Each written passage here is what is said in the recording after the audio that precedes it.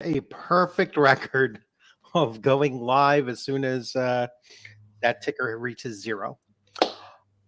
Evening, everyone, and a special welcome to the OGGM. What's up? It's been a while Evening, everyone, and a special gotten together on a live stream. Gosh, it's been quite a while. I think we have to go back to a couple months. Yeah. Go back to Legion of Doom. Not Legion of Doom. Legion of Myth. No. Yes. I know we talked before recently because at least within this year, because I remember talking to you here at Site B. So. Okay. Yes, when you were in your Costa Rican Site B. Site B. Okay. So, hey, everyone. Let's see.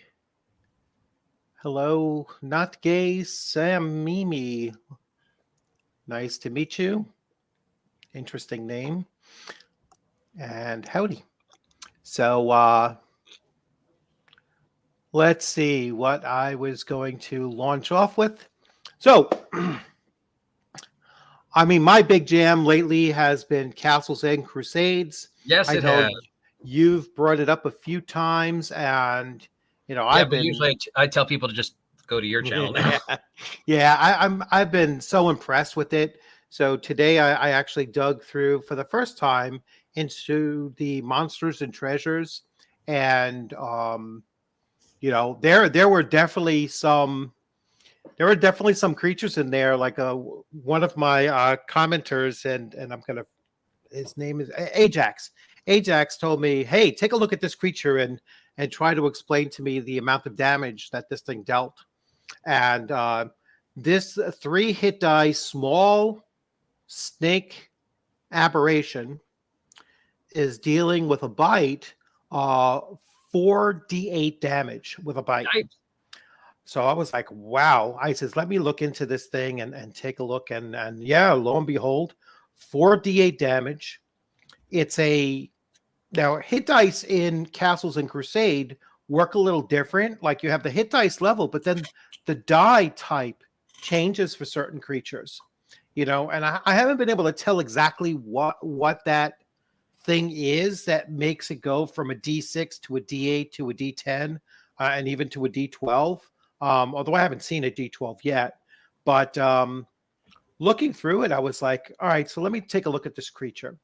So it was a 3-hit die using a D6 for its hit dice. And the only thing I could think of was that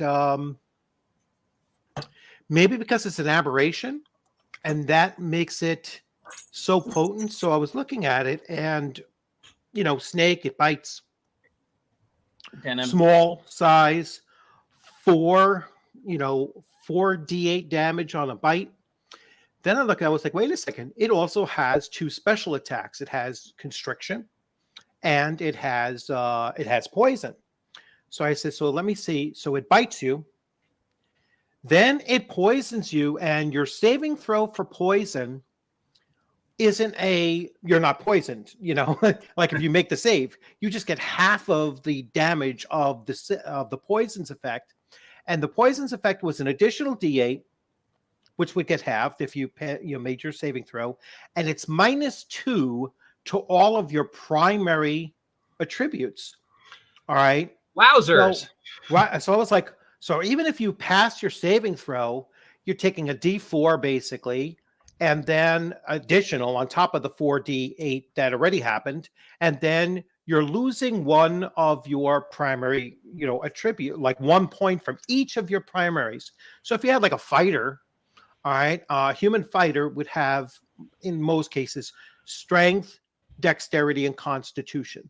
So that strength loss, which is either 1 or 2 points, all right, is then going to affect their constriction saving throw the very next round, because once it hits, it's bitten you, it's poisoned you, and then the next round it automatically constricts you unless the fighter makes a saving throw against strength. Now, granted, it's going to be a 12 that he needs to roll, but with the -2, it's actually going to be a 14 that he needs to roll on a D12 20.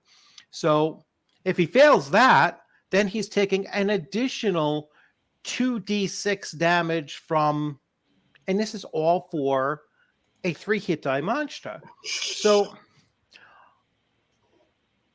for a low party group, that's basically, it hits you, you're dead. You know, that character's dead. Now, granted, they have fairly low hit points, anywhere from 3 to 18 hit points. So it's not a tremendous amount of hit points that it has. But, and they only appear in 1 to 3.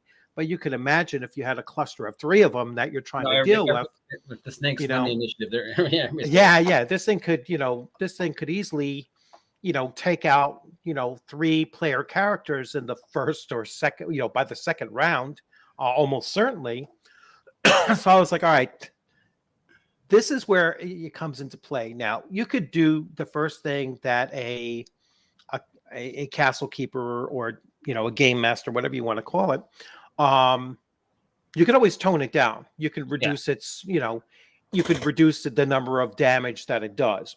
Or what you could do, which is what I was leaning towards, was you make this creature the focus of the adventure. All right. And you give tricks or hints to the players that, before their characters go out after this thing, maybe they heard rumors about it, and they could hear rumors that it has a very lethal bite. And, they might hear, and now this becomes something that, they're going out there very, very much prepared to have a significant challenge. And I like that better than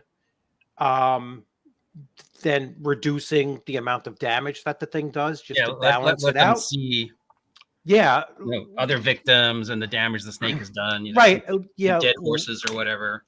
Exactly. It's like let them go into this anticipating very high risk.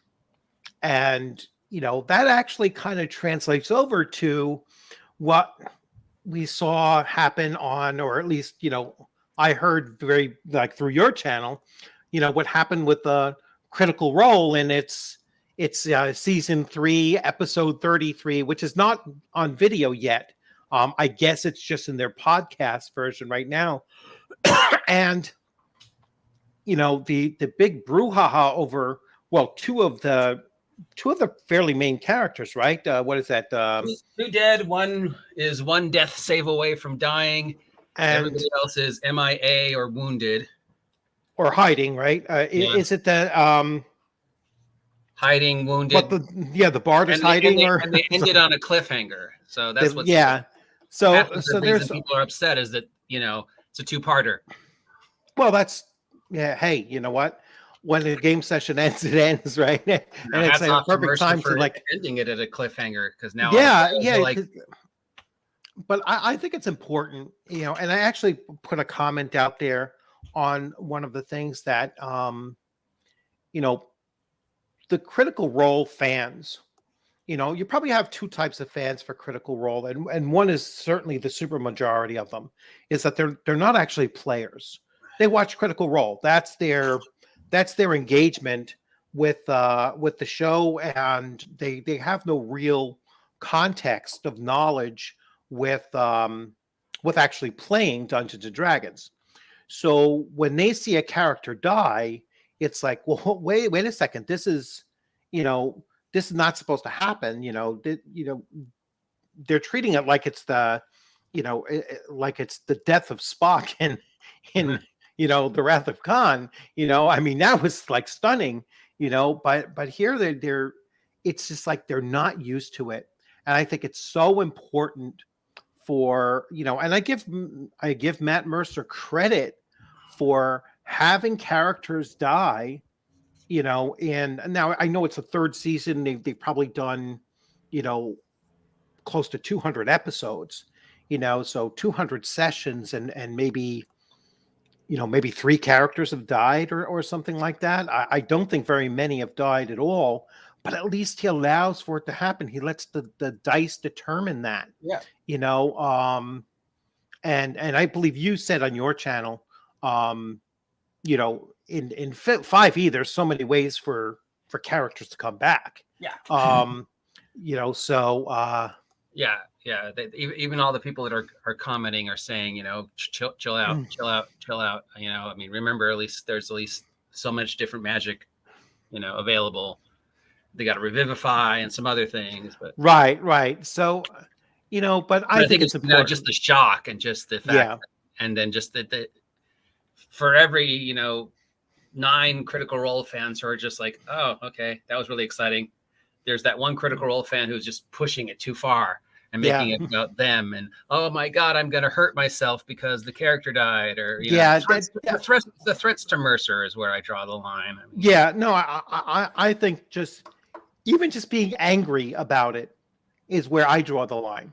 It's like it's a game, it's you're watching a game in action. You have to understand that if you're watching a game in action and it is not 100% scripted, then, which I don't believe it is. I don't think it's 100% scripted. No. But if it's not 100% scripted, then you have to anticipate that this is a game. It's using dice to determine the resolution of combat. And there's a chance that characters can die. And so if they do die, that's part of the game. This is what they need to be brought from being D&D adjacent, which I think many of them are, and bring them into, well, if you actually played the game, you'd know this, and you have to realize that, you cannot have a heroic fantasy unless there's something heroic about it. Mm-hmm. So let's get to some comments here. So yes, the death of Spock was very stunning back in the day. Yeah, it was. I mean, it was, and to be honest with you, the death of Leonard Nimoy actually just like ended my day. That day I was like, I couldn't get past the first, 6 or 8 hours of that day, just constantly thinking about it. And it surprised me, the death of the actor. I think that's the only actor so far, where it just stunned me, when he passed. So I was like, so the death of Spock was like that first moment. I don't think that, up to that point, we ever had a character at the level that Spock was die. Character or Leonard? Well, both, but I mean, I think the character died before Leonard did. So, so that was pretty, altering of perception and just, took me by surprise. That they would kill off a major character? That they would kill off a major character, number one. And then it took me by surprise when, the impact of Leonard Nimoy passing away and how it affected me. I was kind of surprised because I normally don't put that much into, celebrity and actors. I think it was just like my level of respect for him was right up there. So that's what took me aback by it. All right, we have Mirador coming in. Hey, Mirador. Hello, can you hear me? Yep, hear you loud and clear. Okay. So for some of you, you may know that Mirador is a cleric in my AD&D first edition campaign. We just wrapped up session 57. Congratulations. And yes, they have fought some, they fought 4 scaled devils. So these are from the Monster Manual 2, Abayashi. So that was the big combat for them. And, for most of the time, I wish Candrius would be here because for most of the battle, the paladin was commanded to flee.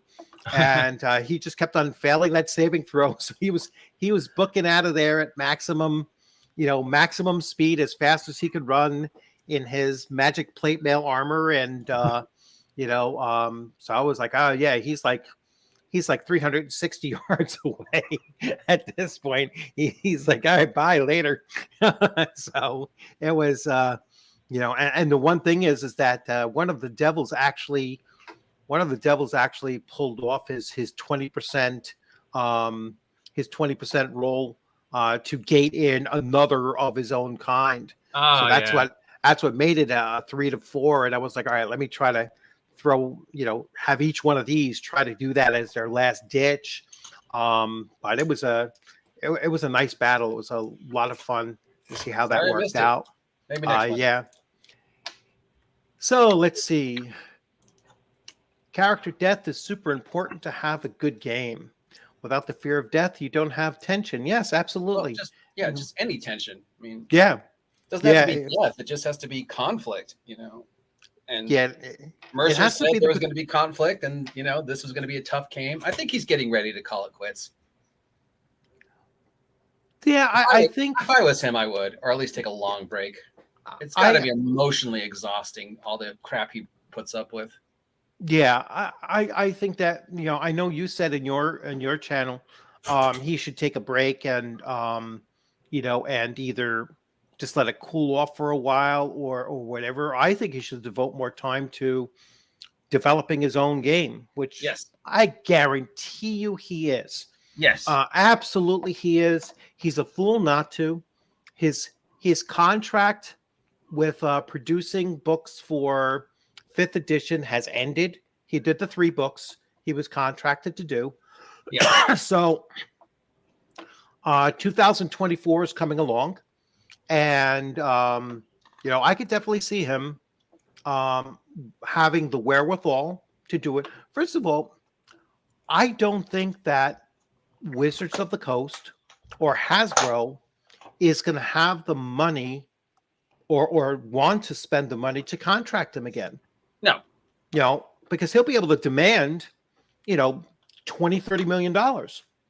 Yeah. You know, and you know, easily be able to demand $20 or $30 million because he has the success of Vox Machina on Amazon. You know, on Amazon.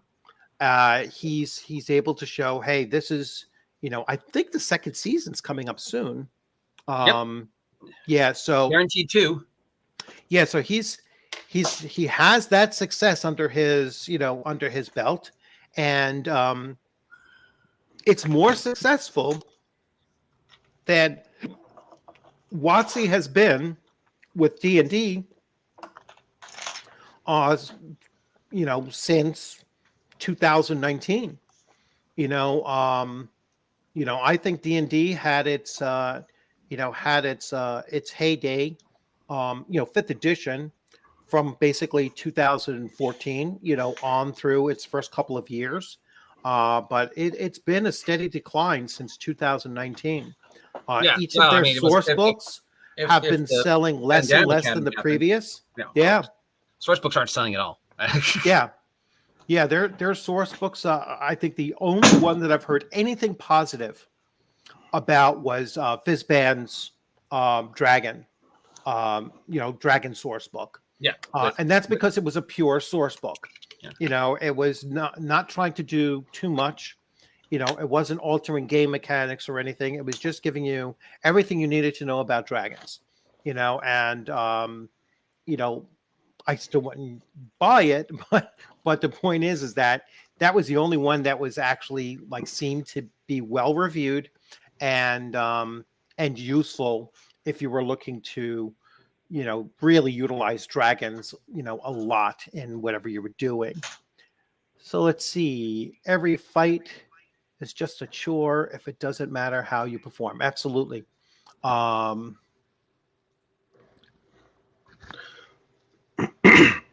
this goes back to Leonard Nimoy. I agree. His death was terrible for me also. Yeah, Leonard Nimoy's death. I know this is so far off what we normally talk about, but you know, his death really did. Like, I can't think of another actor that you know, passing that, you know, and I obviously I like old school actors and everything, so it's like I've seen plenty of them pass, but maybe William Shatner would strike me the same way. You know, although I'm not quite sure. It's kind Yeah, of weird. I'd probably be a little upset you if know? Shatner died. Yeah, I would be maybe not at the same level as Nimoy, because Nimoy it was a just came off to me as like a gentle soul. Like I've seen him interviewed and talking about life, his growing up and everything like that. And Shatner is, even though I think he's the best captain of any of the Star Trek series. Loved his character the most, more so than any other character there.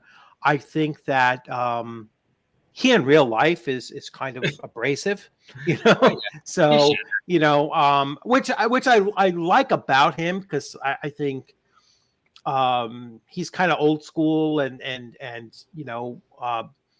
politically I would think that he's more on the conservative side, such as myself. So or he's like the no bullshit kind of conservative. You know what I'm saying? Like a more of a traditional.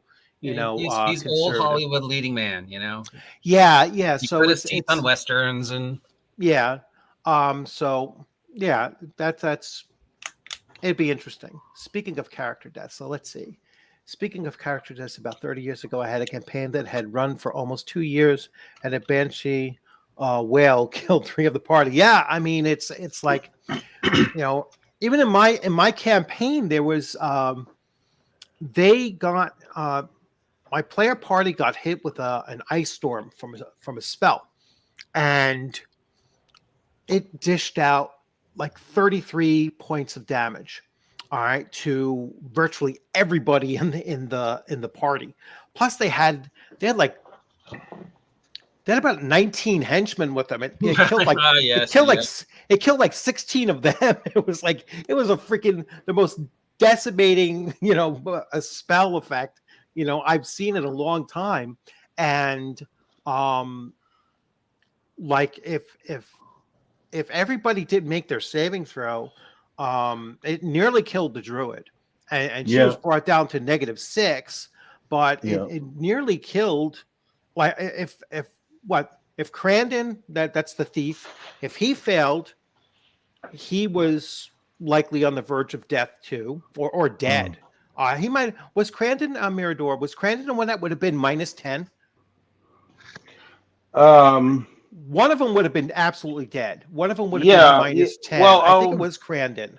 Yeah, luckily Crandon and Bernard were at the other end of the battlefield, so they didn't take any damage that whole encounter.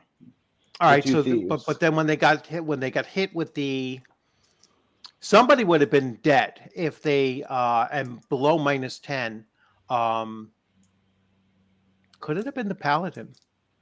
Well, yeah, the paladin was injured. The paladin already. He was paralyzed. Yeah. So he couldn't move the whole. What was funny is that the monster that you threw at him, I guess, was evil, so it technically couldn't directly attack him. But he cast like an area of effect. You had him cast some kind of area of effect that caused paralysis. So he was paralyzed, so the monster couldn't directly attack him. It was weird. Then he got hit with the But he could get hit with AoEs. He could get he got hit with AoEs. Yeah.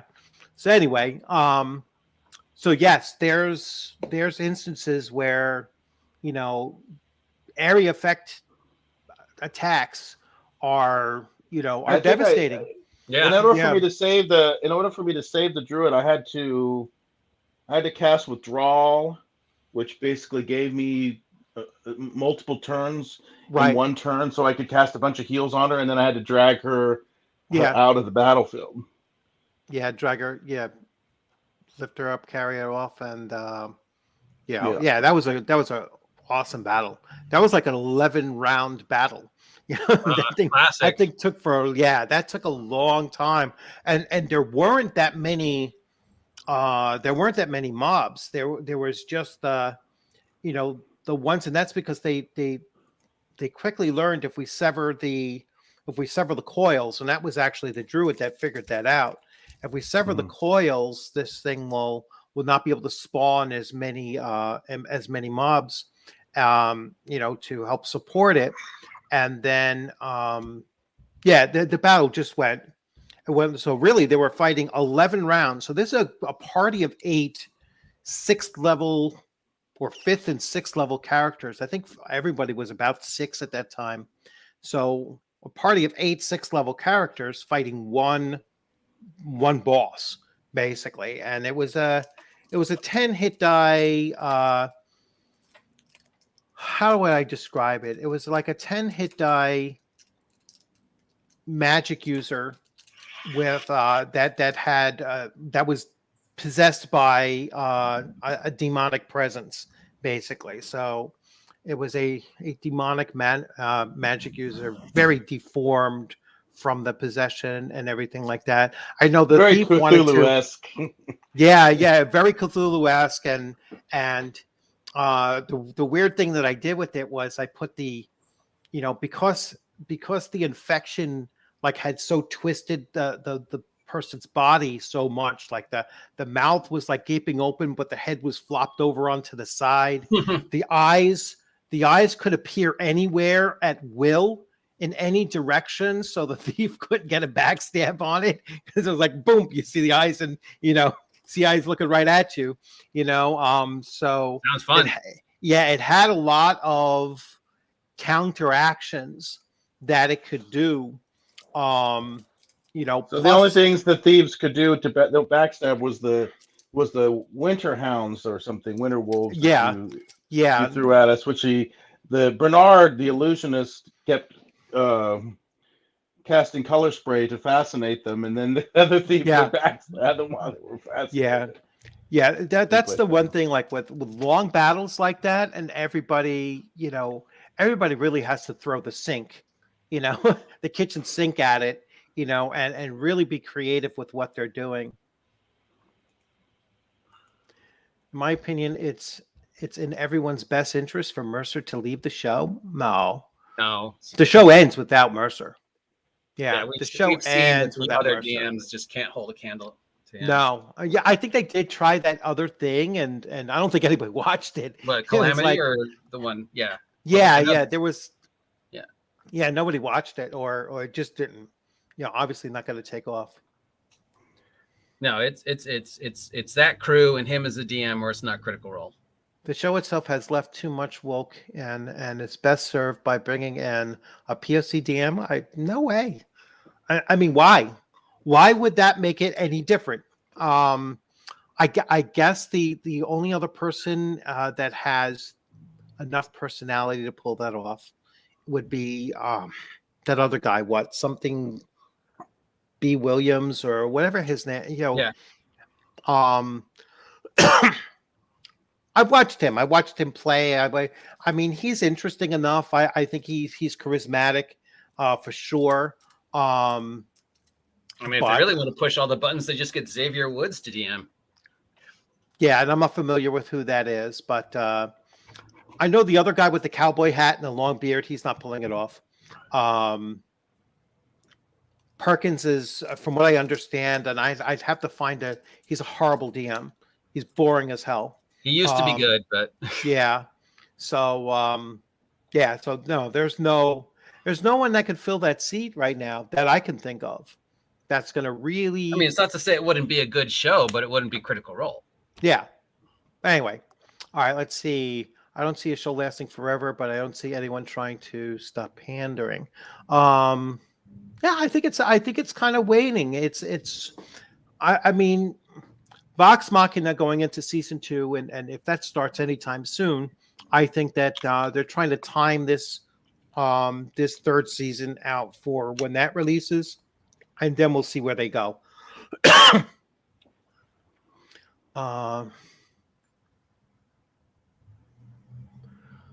And so the only way forward is to make it appeal more to the crowd that have begun to pan. No. I don't think that's not a winning.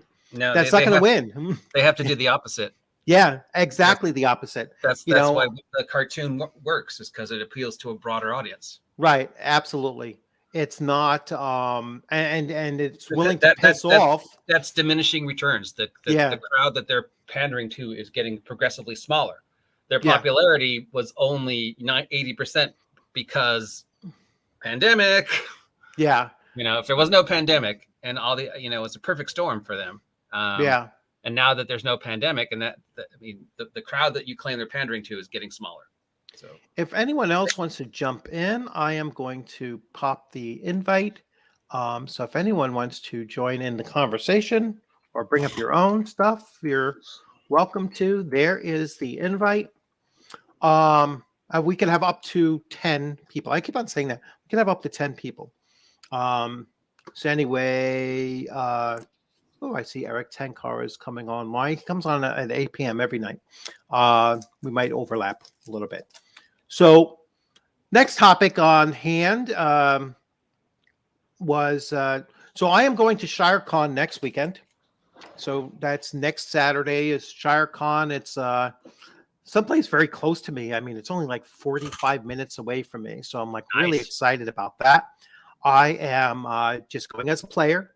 So I am going to bring my set of dice, my blood splattered dice, which I actually mentioned on your channel. Yes, in relation to comment to our, there. Yeah. So here is my blood splattered dice. I forget where I got these things from, but you can almost see they all have little blood splatters on them. Love it. So it's I will bring my dice. I will bring a notepad with me and my iPad and my cell phone. So that's pretty much all I'm going with, and something to write with, so everything that a player needs to bring. I did double check and saw that the 2 games that I'm playing in, so I'll be playing for a total of 6 hours. It's only a 1-day con. I can't wait till they actually extend that a little bit longer. But I'm finishing up around 4 o'clock, and then the thing runs until 9. So I'll have plenty of time to walk around and look at whatever vendors there are and meet other people there. So so I'm playing in a 2nd edition AD&D and then a 1st edition AD&D. So completely OSR con for me. And then I know Eric Tenkar will be there, so I'll have an opportunity to to meet Eric in person and hopefully have a beer. Cool. I just noticed that a former player of mine, Scott, will be there. Different Scott, and although, hey, you know what? If Scott Garibay was going to be there, I know it's not that far from Pennsylvania to Connecticut. I would love to meet him. I'm sure it'll be an interesting conversation in person. So I'm looking for it. But this other Scott is someone who played in my D&D campaign, God knows how long ago, and he might even played in my Gangbusters.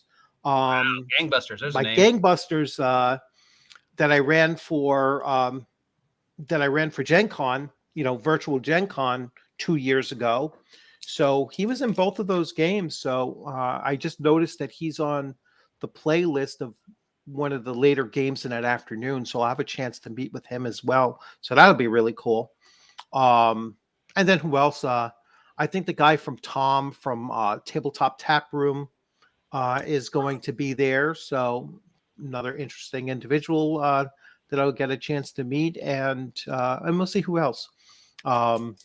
I've only heard one name of someone who has been there before that I really don't want to deal with. So, but we'll see. We'll see how it works out. Hopefully, a lot of good people.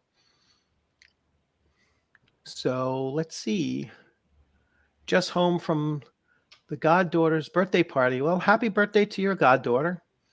All right. And glad I didn't miss the stream. Nope, you're always welcome to pop in at any time, and it's always good to see you.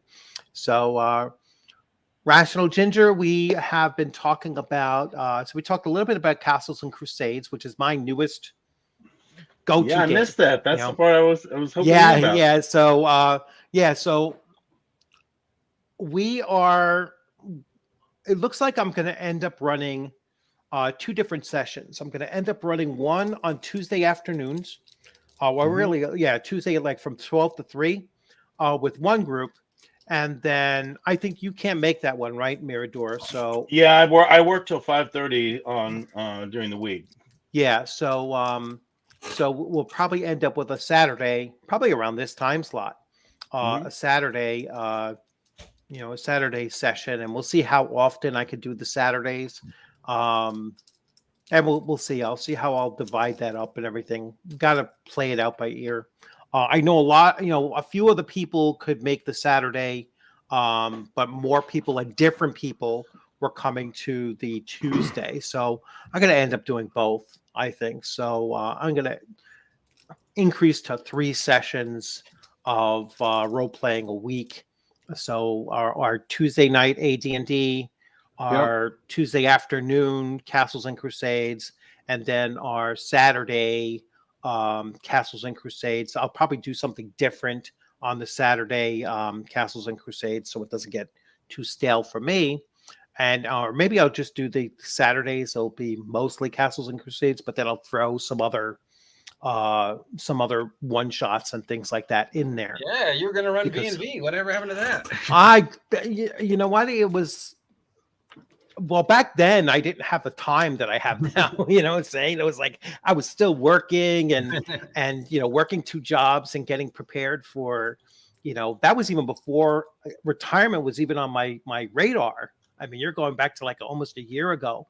So yeah, but now, I could certainly start looking at things. Plus, I'm expecting some other games. Like I just got the Call of Cthulhu 2nd edition. I gotta run at least one of those. Yeah.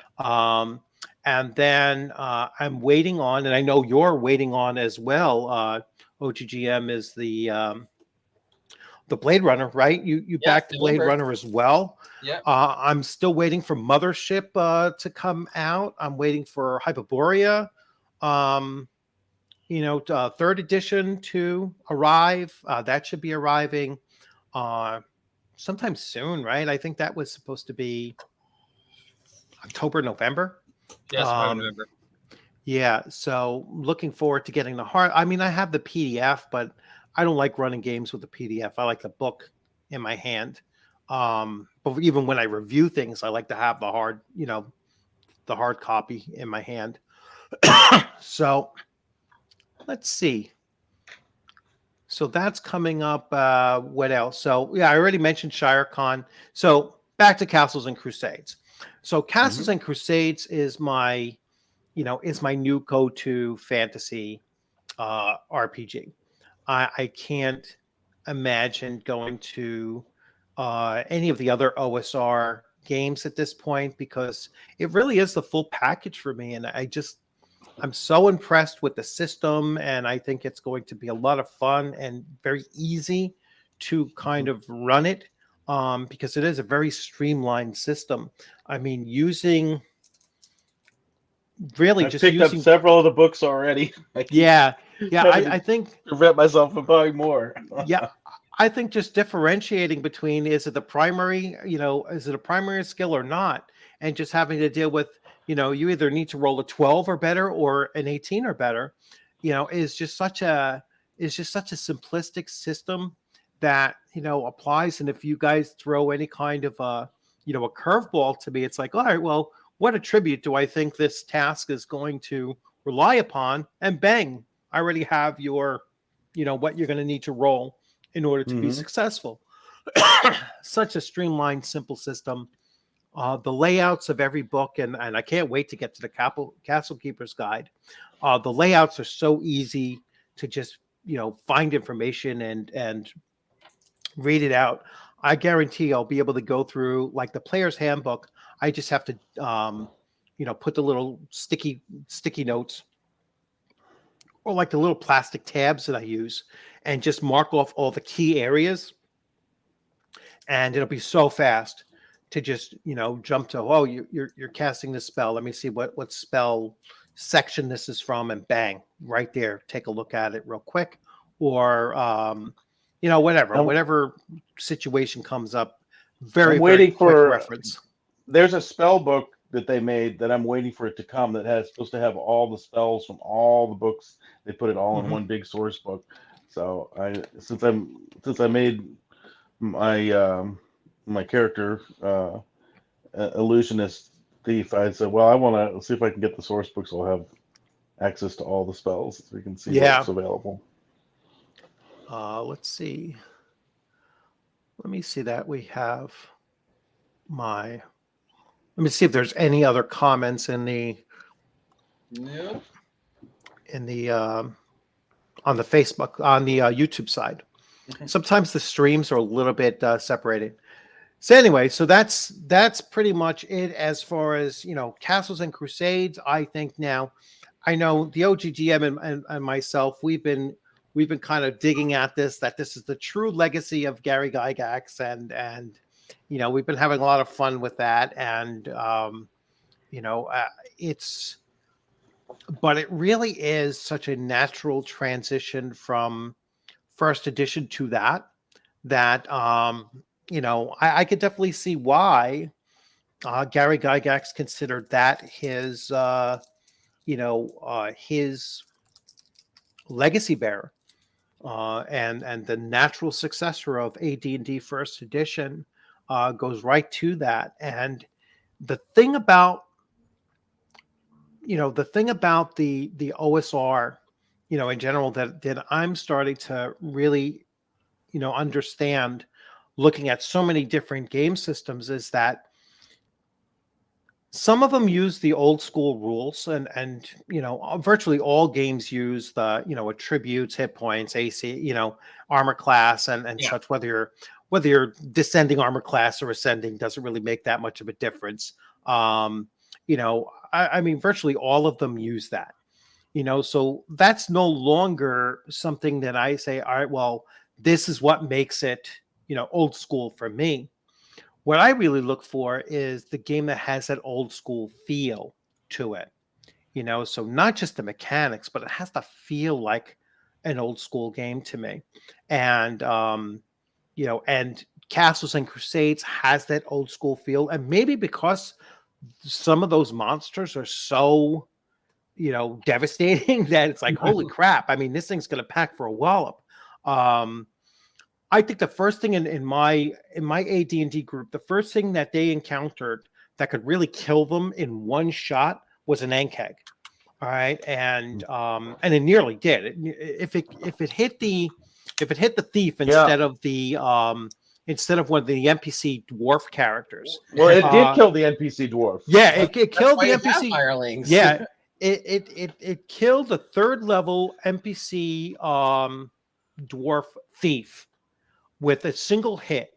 And if, you know, I rolled a d6 to see who it would hit, you know, 2 pips for each person in that section there, and it just happened to be one of the 2 NPCs and not the player character. But if it hit the player character, he was dead, you know, just as quickly as that, because he was only 3rd level as well.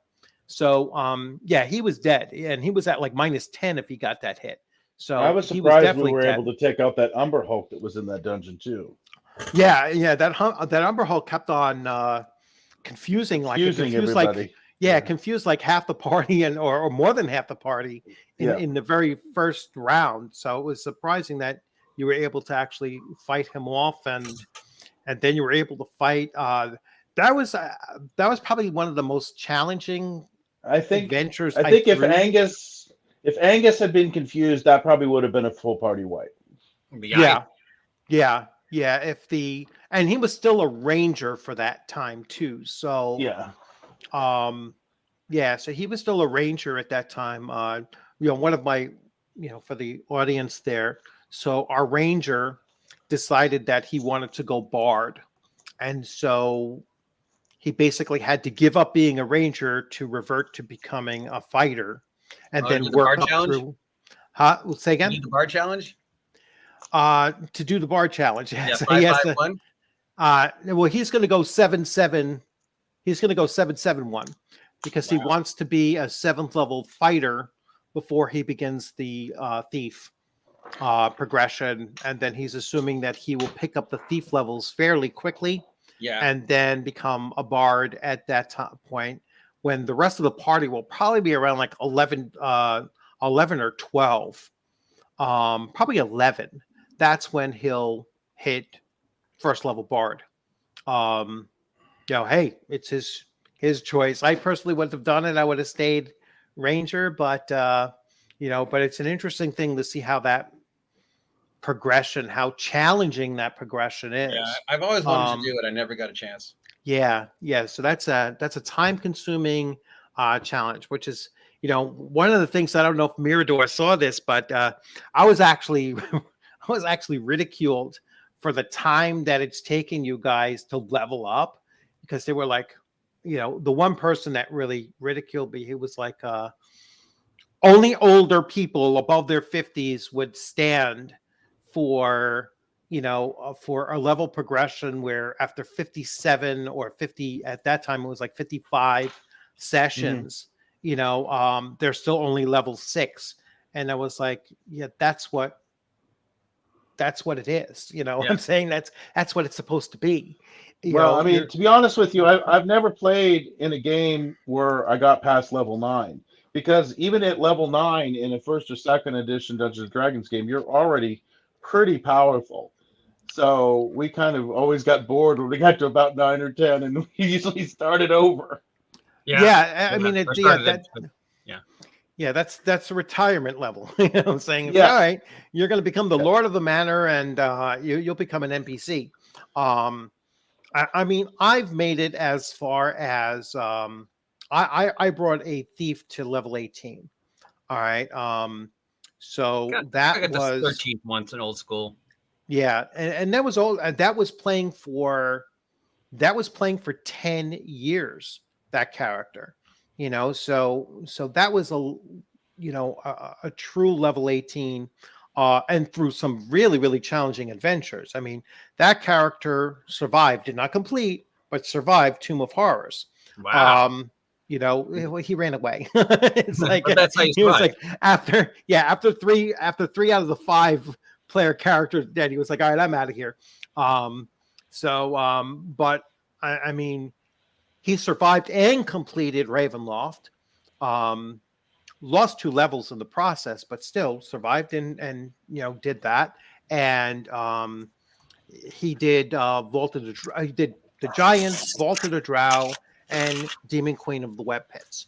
All right, so he had done some of the most iconic and dangerous adventures that were around, and that was with a teenager running as the DM. You know what I'm saying? So which he was not a soft Monty Hall kind of DM. It was no resurrection, basically. So if you were dead, you were dead, and that was it. So we had to be very willing to turn and flee, and I had no, actually our party would probably be described as being very neutral towards actually accomplishing quests that we were sent on. It was like, if they became too challenging, screw that. There was never any, there was never any real consequences for us not completing quests. It was like, unfortunately, because that would have added a different dynamic, but we would have never survived as long as we did if there was actually consequences attached to not completing shit. So, so that was always a lot of fun. But anyway, so yes, so I was criticized for having a 55 session, campaign where the highest level characters, I think, are only ready to go to 7 at this point. And that's just old school. Yep. That's old school. That's the way it's supposed to plod.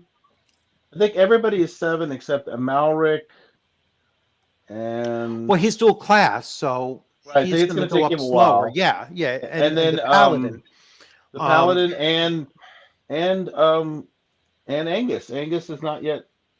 He's close, but I don't think he's quite there yet. He might be over now. He might be at 7 now. He should be at 7 now, or very, very close. Very close. Because you all gained about almost 1,400 XP last. Yeah, I think he missed a couple of sessions. He missed a couple of sessions. He missed a couple of sessions, but it went up almost 1,400 just in the last session alone. And that was really off of one battle, and you just got your foot in the door.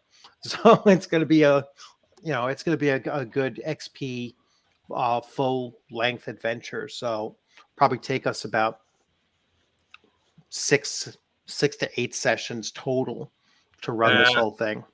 But it feels like it means something, when you get. Well, yeah. In the 5e game I'm playing in now, we level up just for like crossing the street. There's like, where's the joy in that? Yeah. Well, that's the problem that I have. There's a few problems I have with 5e. The first is, and it really didn't dawn upon me until I looked through the Essentials kit, and I looked at the Adventure and the Essentials kit, and I was like, my God, it's like so you do two kind of fairly easy tasks, and you go up a level. Yeah, and you go up, you go up 4 or 5 levels, by completing about 6 missions, 6 quests in there. Yeah, and I was like, wow, that's like super fast. Now in the individual that we talk about, and his game session, his characters are, he has players that are player characters that are level 20, and they only play 2 hours, and they're only like 8, like coming up to their 8th session or something like that. It's like they've got to be gaining 2 or 3 levels every session to be at that point. It's just it's the video game mentality. It's like, well, yeah, it's yeah, you had to be solely a 4E player to end up DMing that way, and I think that's part of the, Chris Perkins came up during the 4E era. I don't know if he was with WotC with 3.5. I don't think so. I don't think so. So he's strictly 4E and forward, and I know he DM'd or still does DM 4E. So he never actually moved to 5E. He's still running 4E. And you can see that more of a connection to 5E is more connected to 4E than it is to anything prior to it. Other than the very basics, the OSR basics of, attributes and AC and, hit points and such. But game mechanics wise, it's just as bloated as, just as bloated as the, as 4E was, as far as multiple layers of actions that you have and such. One of the things that they've taken out of the game with both 4E and 5E is they added the unlimited cantrip thing. So, I mean, if nothing else, I can always do this. I can always do this. Yeah. Whereas, in older editions, you have limited resources. Okay. You get this many spells. So do you really want to do that now? You have to decide, because, you may not get to rest for a long time. Do you want to use that heal now, or do you want to save it later? But right.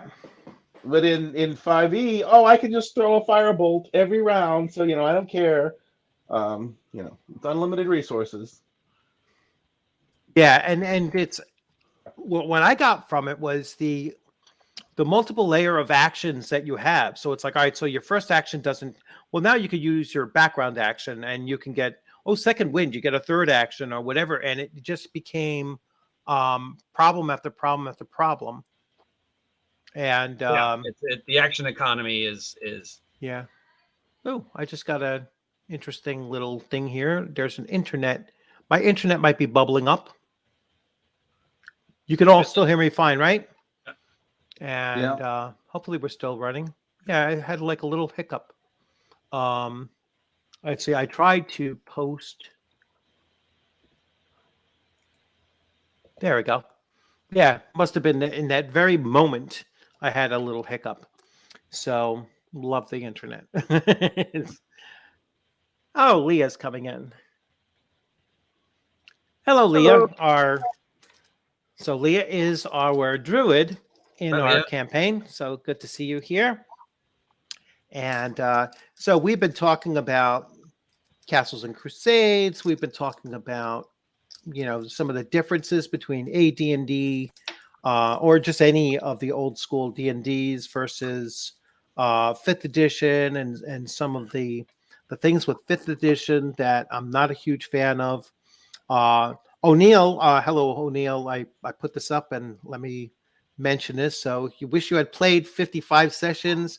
Don't care if you hadn't reached 10th level yet. Just want to see how the story comes to fruition. Yeah, and that's the one thing with playing long campaigns.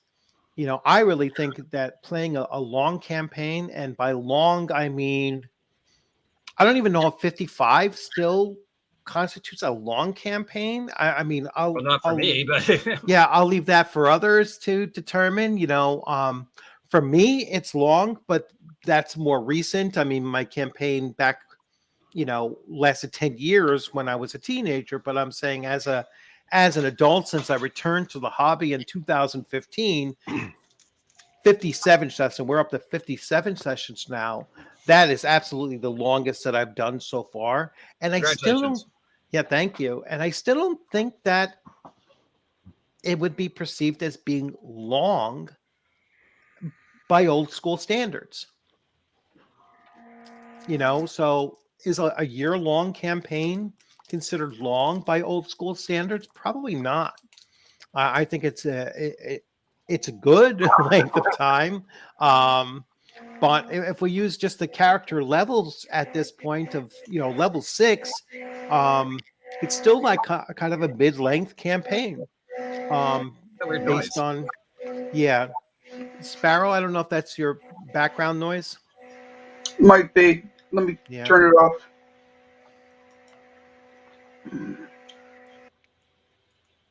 Yeah. I thought it was the aliens. But okay. Yeah. It's so anyway. So Leah and Mirador are two of my longest standing players. Yeah, we're 2/3 of your healing. Two-thirds of the healing, and you've been there from the very beginning. So so it's been a nice 57 sessions together, potentially 59 if you were in the first session 0.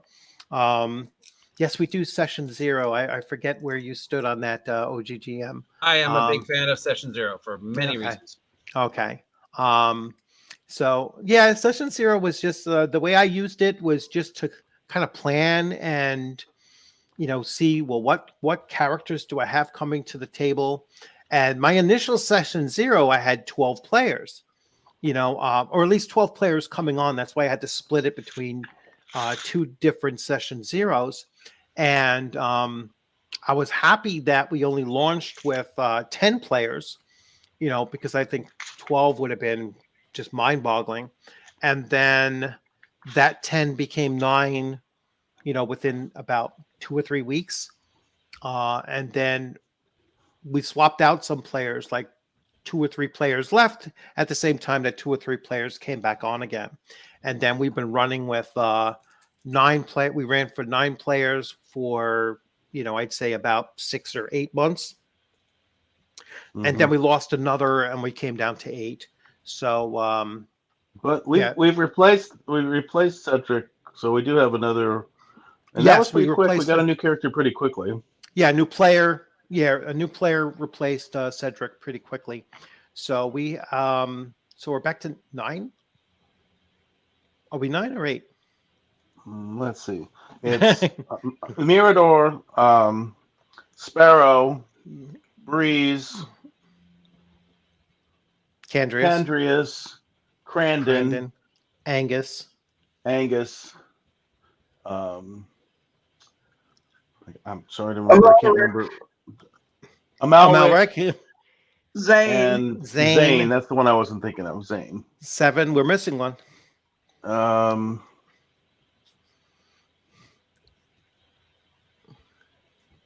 Breeze. I said Breeze. Oh, you said Breeze. Yeah. So yeah, it's 8. It's 8. And then when the other thief doesn't show up, I play Yeah, Bernard. 9. So Bernard is the pseudo ninth. Yes. So anyway, so it's 8 right now, 8 players. Right. Nice. Which I've recreated Bernard for your Castles Crusades game. So so he'll become a main character instead of the backup. Right. Hey, Bernard. Yes. OG? What? Oh, you said A Bernard? I just said yay, Bernard. Yay, Bernard. Yeah, he's instead of being the shadow at Mirador shadow, he's gonna be the main. Yeah. He's gonna be my main. He's gonna be my main in the other ones. So I'm not gonna play. Yeah, we have like 2 backup. We have 2 backup characters. Well, we have 1 backup character and then an NPC, which is the orc. The orc in which they basically have. Yeah, Mirador First got they charmed him, ring and charmed him with a ring. Yes. Yeah, he charmed him with a ring, and then they slapped The helm a helm of alignment change on him that made him a true neutral orc, and then convinced them to basically be their lackey and their stable boy, their traveling stable boy, and such. Although he has engaged in some combat with them. Yes. But yeah, so they have, which is pretty amazing because I think he's pretty much a one shot. If he gets hit, he's probably. At this point now, it's amazing that he's survived. So it's like I think he came closest to dying if when the hill giants started hurling rocks at you guys. Right. That's when he almost if he was the one hit, he would have been dead. And you would have probably been, that's the other thing, like in such a long campaign, 55 sessions, not only have I kind of grown attached to the group of players and their characters and just the story as it unfolds, but some of the NPCs have really kind of stood out and such. And, I think the players have that same connection to some of these NPCs that they have that are kind of in their, in their orbit. And that the NPCs have been like a combination of, some are kind of like mysterious. They don't know exactly where they stand. Then they have the ones that have been very useful to them. They haven't had as much time to really bond and connect with their mentees, the ones that they're actually going to mentor up and everything. So that's only because they've been adventuring so much that they're, they haven't gotten back to their hometown yet. So that'll be another whole thing that I do some point in between adventures when they end up. Maybe we could play them as a one shot. Yeah, that could be something that, but I'd hate to break up our session, stream, even though we did miss the 1 week when I was on vacation, but I'd still shame on you. Yeah, I'd still like to keep it going. So it's like some of the NPCs that they've met, or at least they know that is within the orbit of them, have really grown over that time too. And it'll be interesting to see how their stories kind of interact with the players going forward. The NPCs that they're facing, like that they've met or even not met, but kind of like integral to their overall story. Like I can tell, like, you guys are still like scratching your heads about Zeligar and what role this guy, actually plays in all of this stuff and or did play in this. I'm sure you're wondering. I've had some people say, like, I don't know how to put my finger on what alignment this guy was, so, well, you're doing your job. Yeah. He's been really, well, it's because they haven't met him, and, he was the the primary, like the apprentice of Zajic, so the mad mage, and he really strikes, he's really along that lines. I mean, he's not a very stable, at least he hasn't been portrayed in what they've learned about him to be very stable, or certainly a chaotic personality, like all over the place and just willing to experiment with anything. So that's kind of how I've been kind of crafting the story around this major component of their campaign so far. But we'll see where it goes going forward. I still anticipated, because I kind of plotted this out, that this campaign, when I first kind of did like a mental calculation, compounding length of time to gain experience points up to around level 14, that it should be about a 3-year campaign. Nice. So now that's based on my math. It might be shorter than that. It could be longer than that, or there could be a total group wipe and it just comes to an end. We shall see. So, hey, Matt Mercer's group could be in the throes of a group wipe in 33 sessions. So it'll be interesting, and they're much higher level. Yeah, but they're 5e, so yeah. But they two of them failed their saving throws. Yeah, there's right? 2 dead. Yeah, 2 dead. So 2 failed their 3 death saves. So that's pretty remarkable, right? Pretty remarkable, yeah. Remarkably bad rolls, right? Yeah, probably remarkably bad rolls, and they were up against a creature that, from what I understand, is like, it's like, dang, it's like they're fighting a Tarrasque, It was a major NPC who had legendary actions. They seem to have a habit of picking fights with individuals they shouldn't pick fights with. Yeah. In places they shouldn't pick the fights. That seems to be, something that's run through every campaign. Well, that's a difference between AD&D First Edition players and 5e players. Yeah. Is that AD&D First Edition players learn that sometimes it's best to run, and that's the key to survival. So yeah, some of the other things that I've been bringing up, I picked up a new title. I picked up the OSR Archaeologist Title. so I gave that because when I did my my video, I finally got a hold of Dangerous Journeys, basically the bestiary, and I finally got this, and actually there was a question that came up with this, because when I looked through this, there's no copyright. What you've done? You know what you've done with that? Yeah. I looked on eBay after you posted your video about it. Yeah. Now there's 2 copies on there at $250. So I think you've artificially inflated the market of that book. So yeah, this does not have. All this says is that it has trademarks of Omega Heroes Unlimited, but no date. So the only thing I can think of, and it's still Game Designers Workshop. What I'm thinking is that they printed this without a copyright because they were being sued at the same time by Lorraine Williams, because she was claiming that Gary Gygax wrote this system while he was still employed by TSR.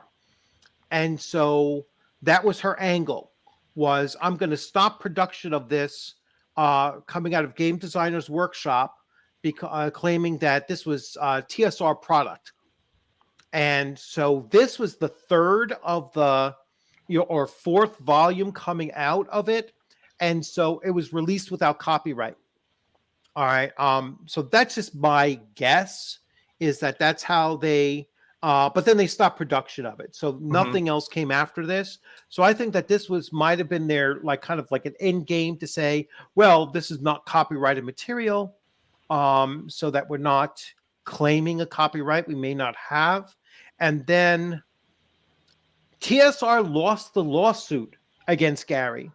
over this, but Gary just chose to take the money and left the project behind.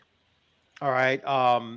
He wasn't going to drag Game Designers Workshop into, another big battle with, with TSR at the time. And Legendary Journeys, I think. Was it published under Troll Lord instead? Legendary Journeys was published under. So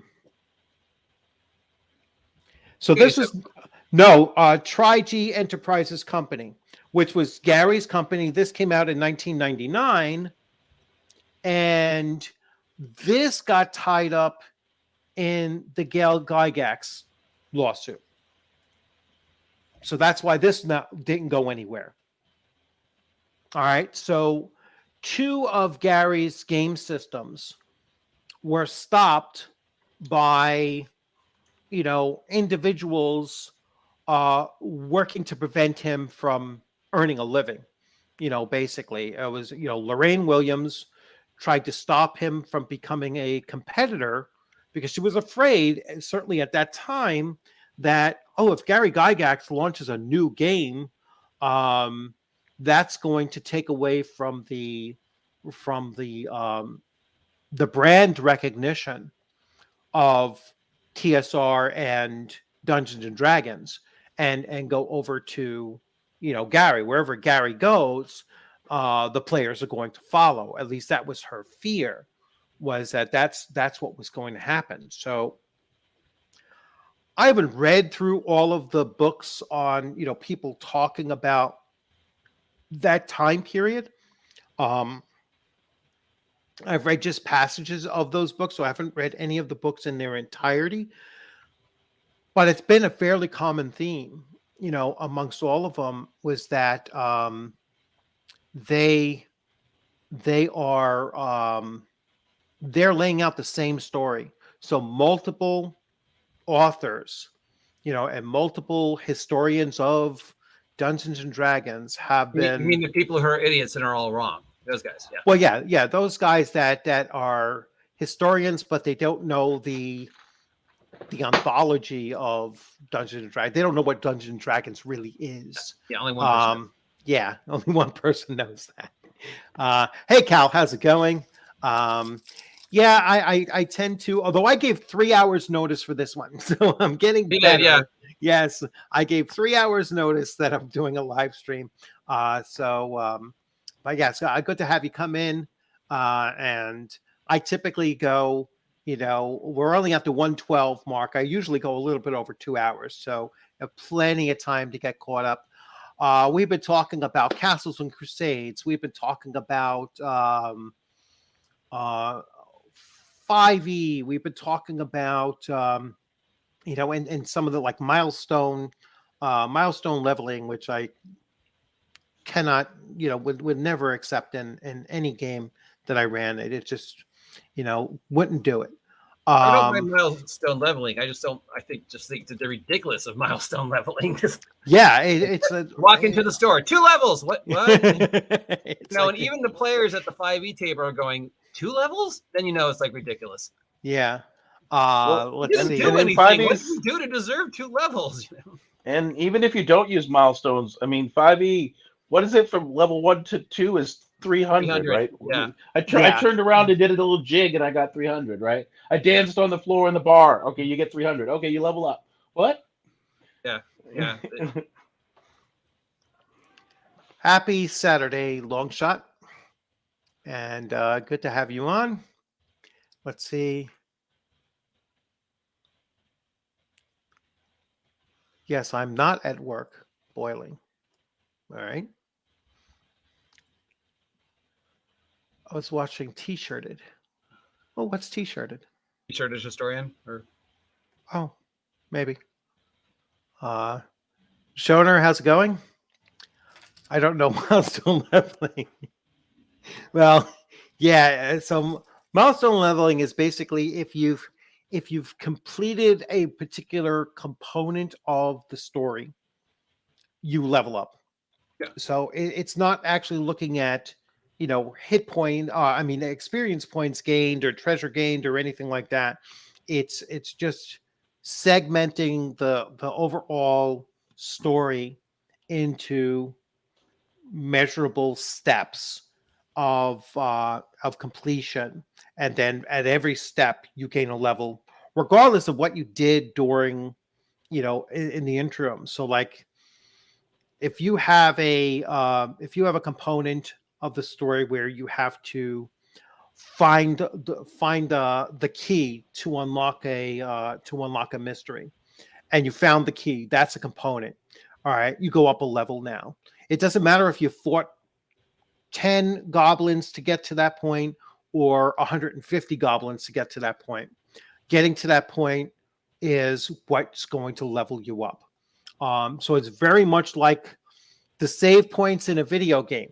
So again, we'll make that connection that, playing 5e is really broken down like playing a video game as it comes from like the perspective of when do you move the story forward, when, how is leveling done. And I know Shoner has mentioned it. It's like the Disney ride. You know what I'm saying? It's like you get on at a certain point, it brings you to all of the different locations, where it's going to go. You'll see a particular scene, you gain a level, you go to the next scene, and so on and so forth until you get to the end. It only works if you don't go off the rails, though. There's times when we've like, we hear something in the distance, so can we go to investigate? And then we end up with a side quest fighting, in an ogre cave for 2 or 3 weeks. So we've taken you on a side trip. So if we've been doing by milestones, we'd be like, well, you missed the milestone. The milestone was this way. No, but we want to go this way. Yeah, you wouldn't have any. Yeah, you just don't have the freedom to move around. Now, how do I get players back on the main line, of where I was hoping that they would go with their, thing. Now, my players could come to me and they could say, hey, you know what? We're not going to pursue this storyline anymore. All right, fine. We'll go in a different direction. That storyline is going to still keep on advancing. Yeah. All right. It's still going to happen. All right. And what reputations they've been building up along the way, all right, are going to be like, well, wait a second. We thought the Keepers of Questcatan were working because there were other powers that be that were aware, at least somewhat aware of what they were fighting against. And so if they just abandon that and go in a different direction, that's going to be known, and maybe they end up doing, against the giants, let's say, which will take them out of their normal track for the next, 27 weeks or something as crazy as that. Right. For 6 months, the Dark Druids and their other things will probably end up wiping out, whole villages, in the time that they're running off on some tangent. And that's how you get them back on, on track again, because you work on their conscience to be like, oh shit, wait a second, we were supposed to do this. Well, a good example is like we went to that one cave, and we fought a basilisk, and then a white dragon flies down to take over the lair, the treasure, and then we're like, in order to get the treasure, we have to do what the white dragon was, because there's no way we were going to be able to handle. No, it wasn't a white dragon. It was a brass dragon. Yeah, it was a brass dragon. So we didn't want to kill it anyway. So he says this. Well, now you got to go kill the other basilisk. But then he goes to sleep, and we're like, well, we got other stuff that we need to do. We'll come back to that eventually. We just won't wake him up. It'll be 3 years later, and he won't even know. So we haven't come back to that yet. No, and you don't necessarily have to, because that was a side quest that came out of a side quest. Yeah, it was a side quest that came off of a side quest. So the way that came about was when they went into Questcatan, which is B1. All right, so B1 is In Search of the Unknown, and they went into the trophy room, in Questcatan, and Questerton is the stronghold of Zelagar. And in the trophy room, they saw the skin of a copper dragon, the skin, there was a giant bear skin, and some other item. I actually forget because they didn't really pursue it.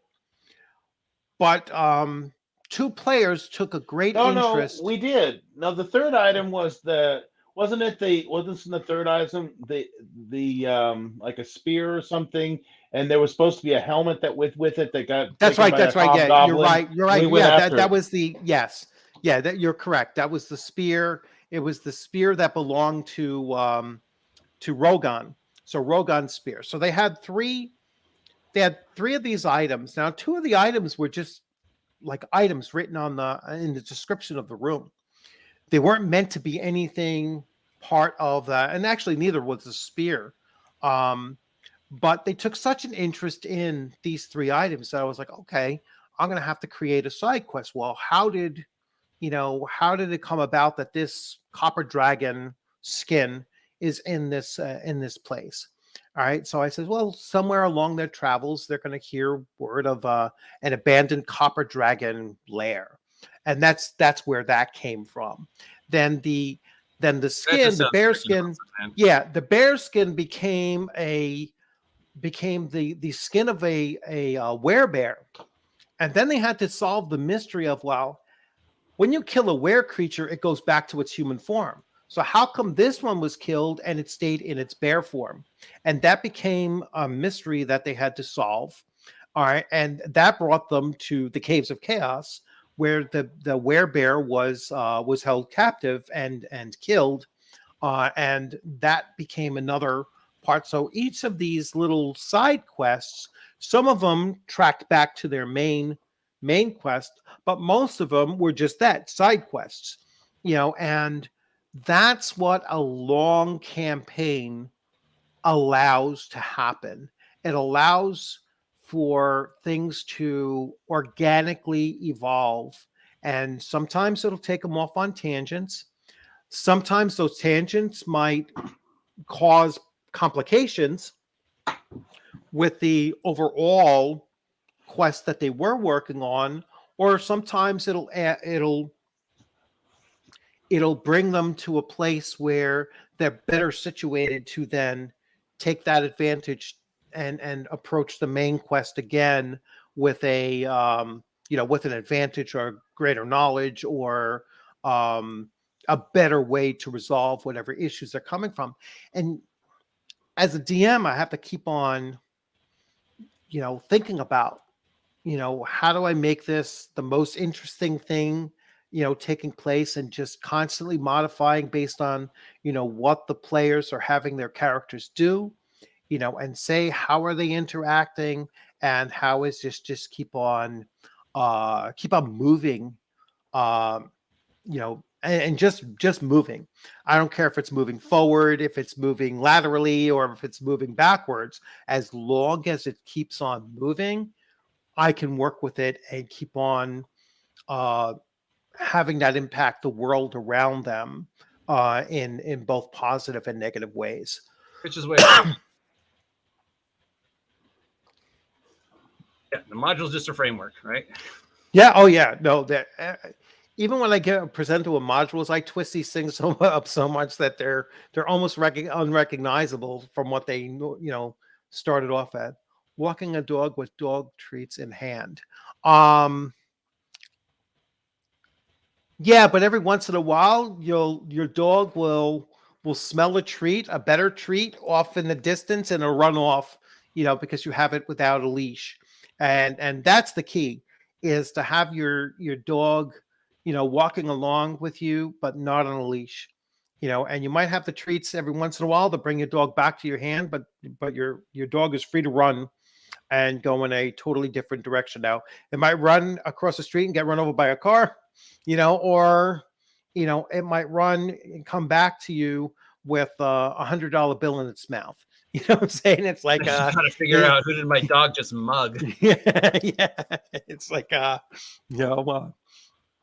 and sometimes you've done it where it just depends on how we decided to go somewhere. Like when we had that one point where we were going to we could either go by the road or we could go over the lake. Well, we decided to go over the lake, so you decided, well, we're going to have to fight something on the lake to go that way. And you fought the black bass from the black bass Nintendo game back in the Nintendo or I forget which game system that was. For some reason, when they were going to the lake, I was like, all right, when are they going to encounter on the lake? And I thought about that game, Black Bass. And I was like, with that monstrous bass, it was like a 27-pound bass. And you had to land. It was almost impossible to land this thing. I actually beat the game. I actually caught it. But I was like, then once you learned how to do it, you could do it all the time. But I created a whole adventure around the idea of the black bass. And this thing was swallowing up small boats and everything like that. And they went through this, huge combat, their first like underwater kind of combat that they had to do. And it just so happened that they had picked up a couple of, vials of water breathing, before this.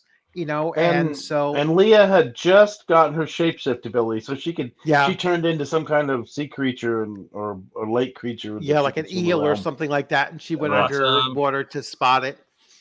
So everyone using their various skills, or spells and everything, or magic items that they had already acquired. I think I lowered the water so that we could actually that was it. Yeah, so you could attack the fish in shallow water and trap them in shallow water. Basically, it was a 50-foot fish though, so it was from the I think from the Monster Manual too. Awesome, great story. I used to like using milestones. It's based on the amount of sessions. I think I recommend 3 to 4 sessions to level. That's not, that may be how it is in other systems, Brooke, but that's certainly not how 5e uses it in the starter sets. On paper, it's just basically just to replace the experience. Yeah.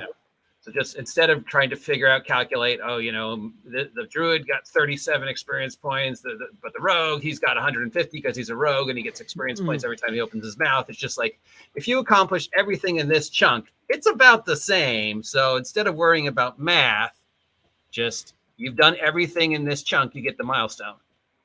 You have to do everything, or which is actually what O'Neill just brought up here.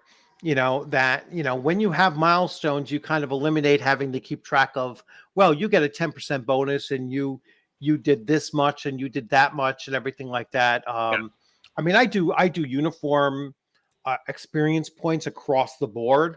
Like I don't say, oh, well, you picked 15 locks and you healed 3 people and you're going to have different experience, but I don't do it that way. That's like crazy. I know some game systems that actually do that. They actually count how many successes each character had in order to dish out experience points that way. That's crazy. All right. I would never do. I played in games where at the end of the session, everybody pleaded that, oh, I did this. I should get XP for that. And I have been in those sessions. That's just like, no, that takes too much time. Yeah. But going the other way, going with the milestones, it's like, well, is this the same thing as giving everybody a participation award? Come on. Yeah. I mean, I give session XP. Just that way you at least have a minimum expectation that no matter what we do, all right. So yeah, you could sit in the tavern all session, for 3 hours. Even though I'd probably kill you for doing that, but that flat session XP, that's the you pick 3 locks, you cast 5 spells. Everybody's expected to do their job to get their session XP. Yeah, it's like, I'm not going to let you sit in a tavern and just drink and chat and for 3 hours and get 300 experience points for just sitting there and chatting. All right. If that's not what session experience points is supposed to be for. It's, the DM should be stepping in and actually doing something with that time, not just letting them chill out and, bar hop. or even worse, make some drinks as the barista, in a Strixhaven coffee shop. No, you have to generate something, some kind of a conflict that they're going to face, or something they have to overcome during that game session, regardless of what it is. At least for Christ's sake, make a drinking game out of it, where hey, if you lose, you have to fight this guy. If you win, you're going to get something like just something that is going to be a challenge during a game session.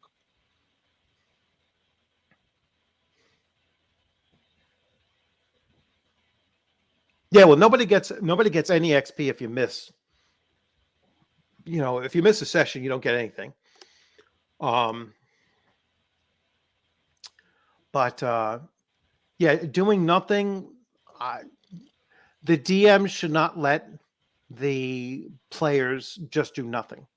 That's what I'm arguing, is that you should always throw something in there, that there is a possibility of the player characters failing it, and then there's a consequence if they do fail it. So that should always be something that is there, some kind of challenge that they must overcome. You should never have a session that is just nothing more than a BS session, sitting around the fireside chatting, or sitting in a bar drinking, or doing whatever, shopping. Oh God, that is not grocery shopping. Well, yeah, I mean, we are adults that have jobs and lives and things. Yeah. We don't want to spend 3 hours doing that. Now, if you like when I was in college and I played multiple nights a week, then yes, I might have had a session like that. But we're adults with real lives that we want to sit there and do that. We want the plot to move along. Yeah, totally agree. I played in a game one time where one of the guys that was in our gaming group brought his girlfriend in. Oh.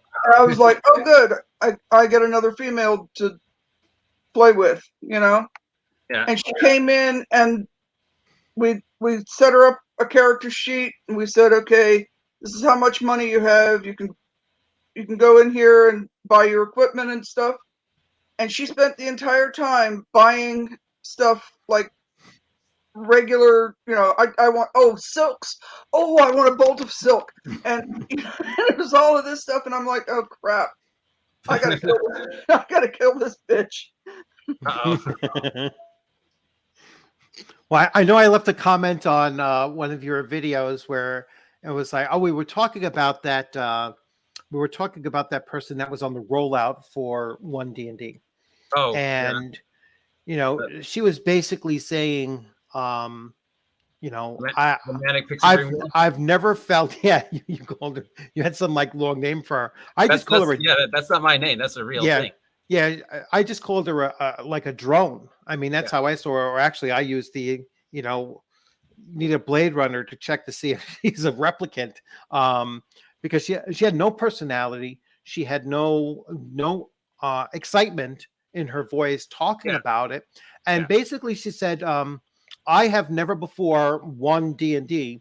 I have never before felt the possibility of seeing myself, someone who looks like me, acts like me, or thinks like me in the game before. And it's like just and this might somebody said she was a POC, but she never said she was a POC. Well, and she doesn't really look like a POC. She's she might be Asian. She might be Asian. Purposely put her in neutral colors.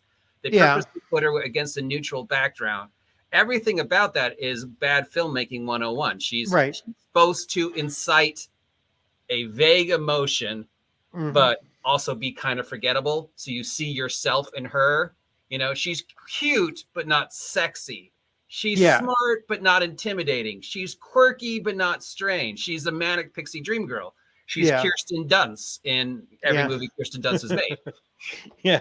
So and I was sitting there, I was like, but she didn't understand the basic concept of a role-playing game. Yeah. You're not playing yourself. You're playing a character very different from yourself.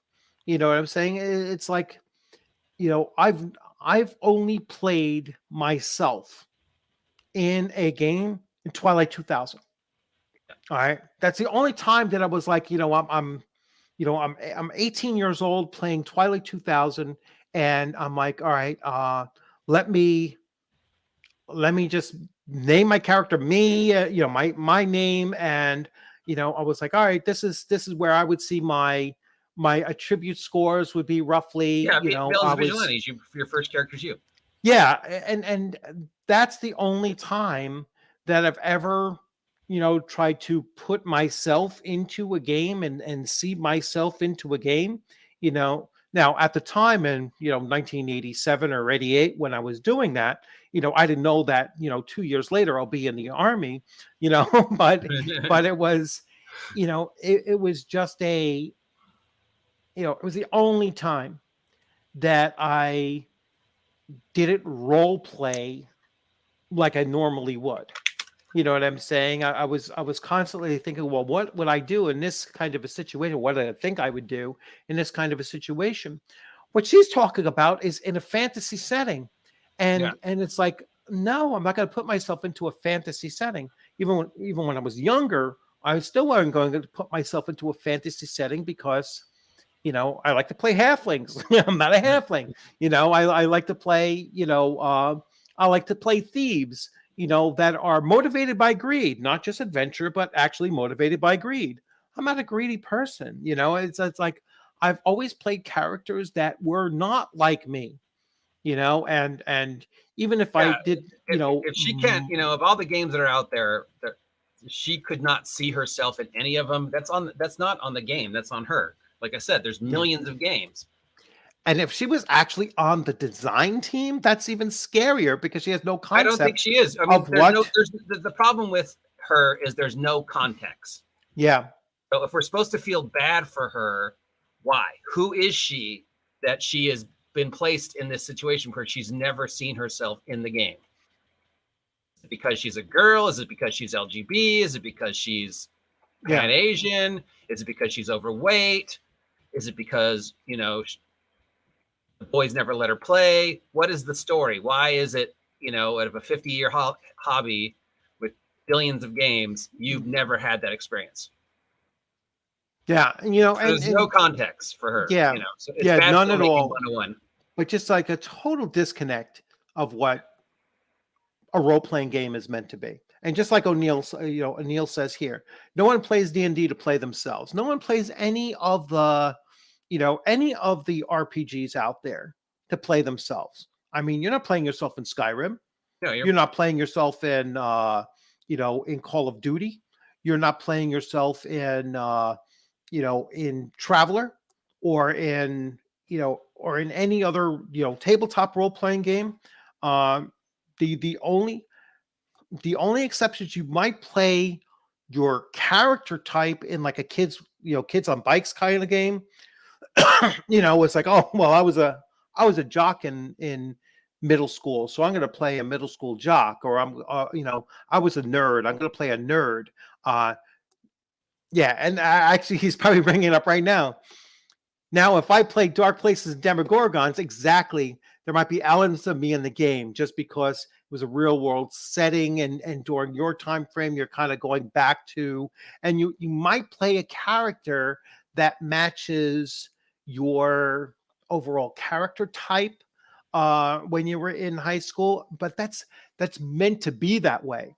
That's part of the design of games like Dark Places and Demogorgons, where you're supposed to be playing a junior high school kid, in school, and you are one of the cliques that existed in the 80s, and playing that way, so you're playing a nerd, you're playing a jock, you're playing a cheerleader, you're playing this, or whatever your little high school clique might have been, you can opt to play that, or you could play.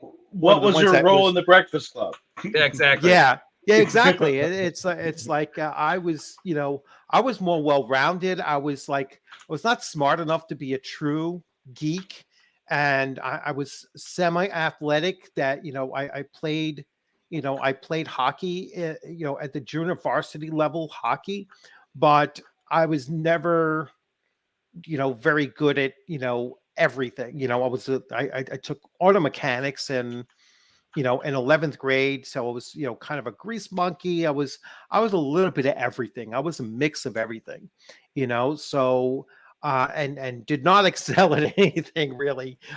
So it was, maybe slightly better than average across the board, but no brilliance there whatsoever. And no super athleticism and no, a plus student kind of intellect either. So I was always somewhere in the B plus range, let's say.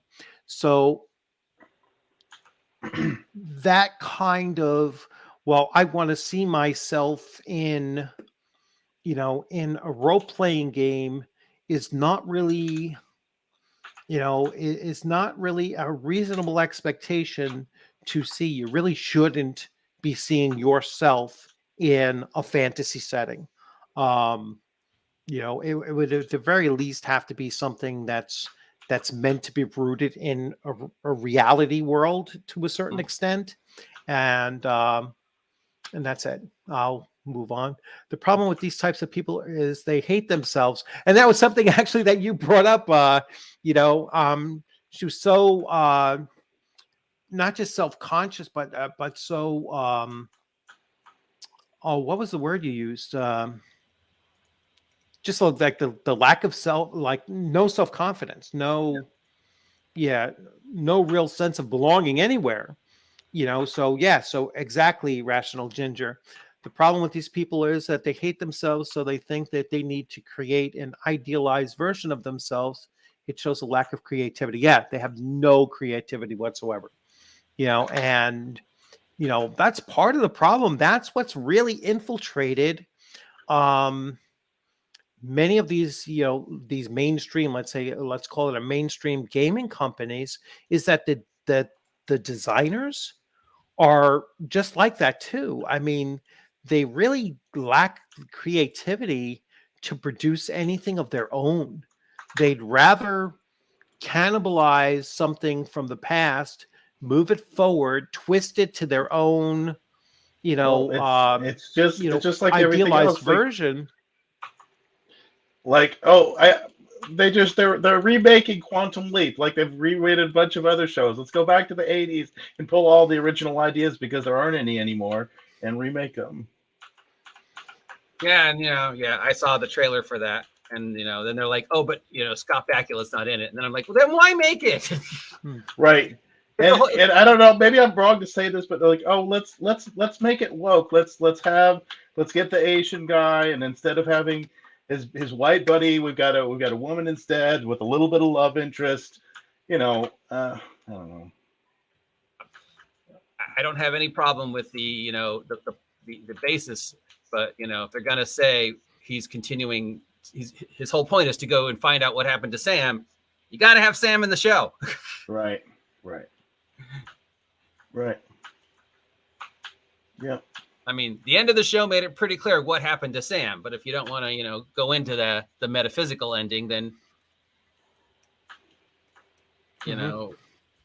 continuing a science experiment is fine. But then saying, oh, Scott Bakula's not in it. Yeah. So let's see. All right. So Brooke found it. So session-based advancement in the DM's manual. I'm hoping Shopakula shows up, still leaping around. Yeah. I liked him in Enterprise. I thought he was good in Enterprise. I liked Enterprise, generally speaking. I liked it. I mean, I wouldn't. It was probably my fourth favorite. Which there's six different Star Treks now. Right? 6. Yeah. You had the original, then you had Next Generation, DS9. then you had DS9. Those are my top 3 right there in Well, there's that order. Voyager. Voyager was garbage. Discovery Voyager was didn't garbage. bother. And then now they've got Discovery Enterprise. and Enterprise. Well, oh no, Enterprise. there's one called. No, there's a new one. There's another one. Brave New World. Yeah, Brave New World. Oh, and then there's the cartoons. But I don't Yeah. know if the Oh, cartoons- Actually, and just Picard. Don't forget Picard. Oh no, that's not even Star Trek. It's like, Right. yeah. So there's like just like 7 or 8 of them. I actually just started watching one of the cartoon ones, Below Decks, and I mean, it's childish stuff. It's sophomoric, I should put it, and but it's funny. I didn't see anything, any problem with it. I know that there were some people having problems with it. But I play Star Trek Fleet Command, on the iPad. So I'm like, it's those are characters that are in there. Time. I played that for a long time, and then I finally got bored with it. I keep uninstalling it and reinstalling it because I can't get bored with it after a while. Well, it could. I definitely sunk a lot of money into that game, and I was like, I got to tone it down. I can't keep on throwing $30. Maybe that's my problem. I've never put a penny into it, so. Oh yeah. I got sunk down that rabbit hole real quick, but like I said, I'm used to playing MMOs where I was paying, $19 a month every month or $15 a month every month, whatever it was, whether I played it or not and everything. But this here is, I could definitely sink $20 a month into it, and then do some other side purchases here and there on rare occasion. I get a feeling from that game that I just got the feeling if you don't play it every day, then you get a problem. And I just got to the point where I didn't have enough time to play it every day. Yeah, you got to play it every day. That's the other thing. Otherwise, you just don't. It just doesn't have the same kind of casual feel to it. You feel like you're letting yourself down by. And if you're part of a guild or something, you let them down or whatever the part of your alliance. dailies and So let's see. And Cats Don't Dance. Yeah, Strange New Worlds is the newest one. And hello, Derek, by the way. So let's see. I was hoping, if anyone else wants to jump in the conversation, I will put the link up again. So all you have to do is hit that link and you can, or cut and paste it, and you can jump right into the conversation. So we have spoken about Castles and Crusades. We've spoken about milestone leveling and what we don't like about it. We've spoken about the lack of understanding of of what role-playing games are, coming from the one D&D video clip. Some other, we talked a little bit about Critical Role, killing 2 main characters, which I think is a very positive message to send. Yes. I think it's very important for Matt Mercer to come out there, and I don't know if he's responded to it. I've heard that he's responded to it. All right, so he didn't apologize, or he apologized? He apologized. Why? It's like he said everybody take a break, and it's all with love, and from the darkest times come the brightest moments, and something like that. Well, that's not really an apology then. He knows by now people are going to go after him. I mean, right, but what's the apology part of it? Because he's trying to cover his ass so he doesn't. No, but I'm saying like so far, I was saying that is not an apology.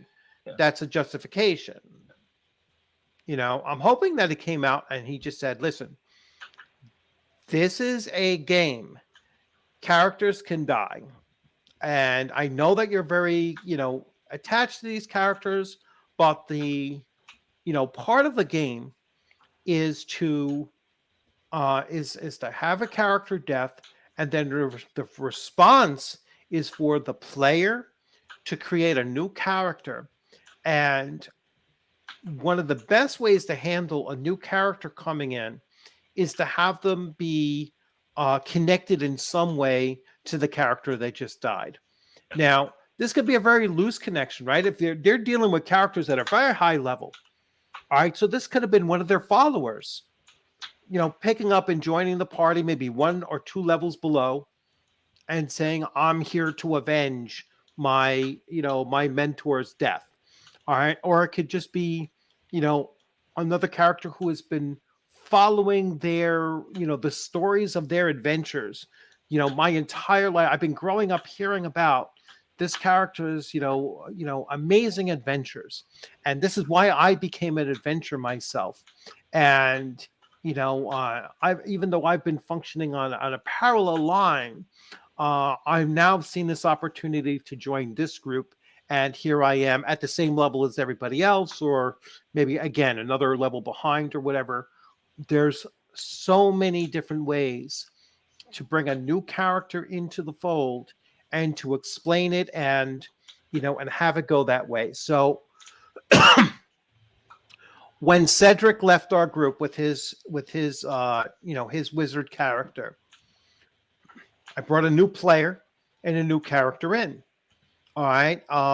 He happened to be a captive in the you know, in the Rangers fortress there that was overrun by these demonic creatures and a white dragon. And so he was a captive. He was one of the people that that Leah actually saved, because he was in one of those cocoon things that the demon was controlling. So she actually saved him. So that's how I introduced the new player character to the group. All right. I'll be back in a few minutes. Sure. I'm going to be muted. Yep. So that's how I introduced the new character into the group. And he had some kind of a connection to the story of the adventure that they were currently in. All right. And that's how you deal with a character death, or, you know, a player leaving the group and having to bring somebody in. That's how you handle it. Now that might not be the only way to handle it, but that's the way I certainly handle it when it happens, and it works. So, you know, that's how we should respond, by saying, listen, it's a game, you know, just to make sure that people understand this is a game. Especially those people that are talking about, you know, potentially self-harming themselves over. No, this is only a character in a game. All right, it's only slightly more. Twitter, you could probably find it.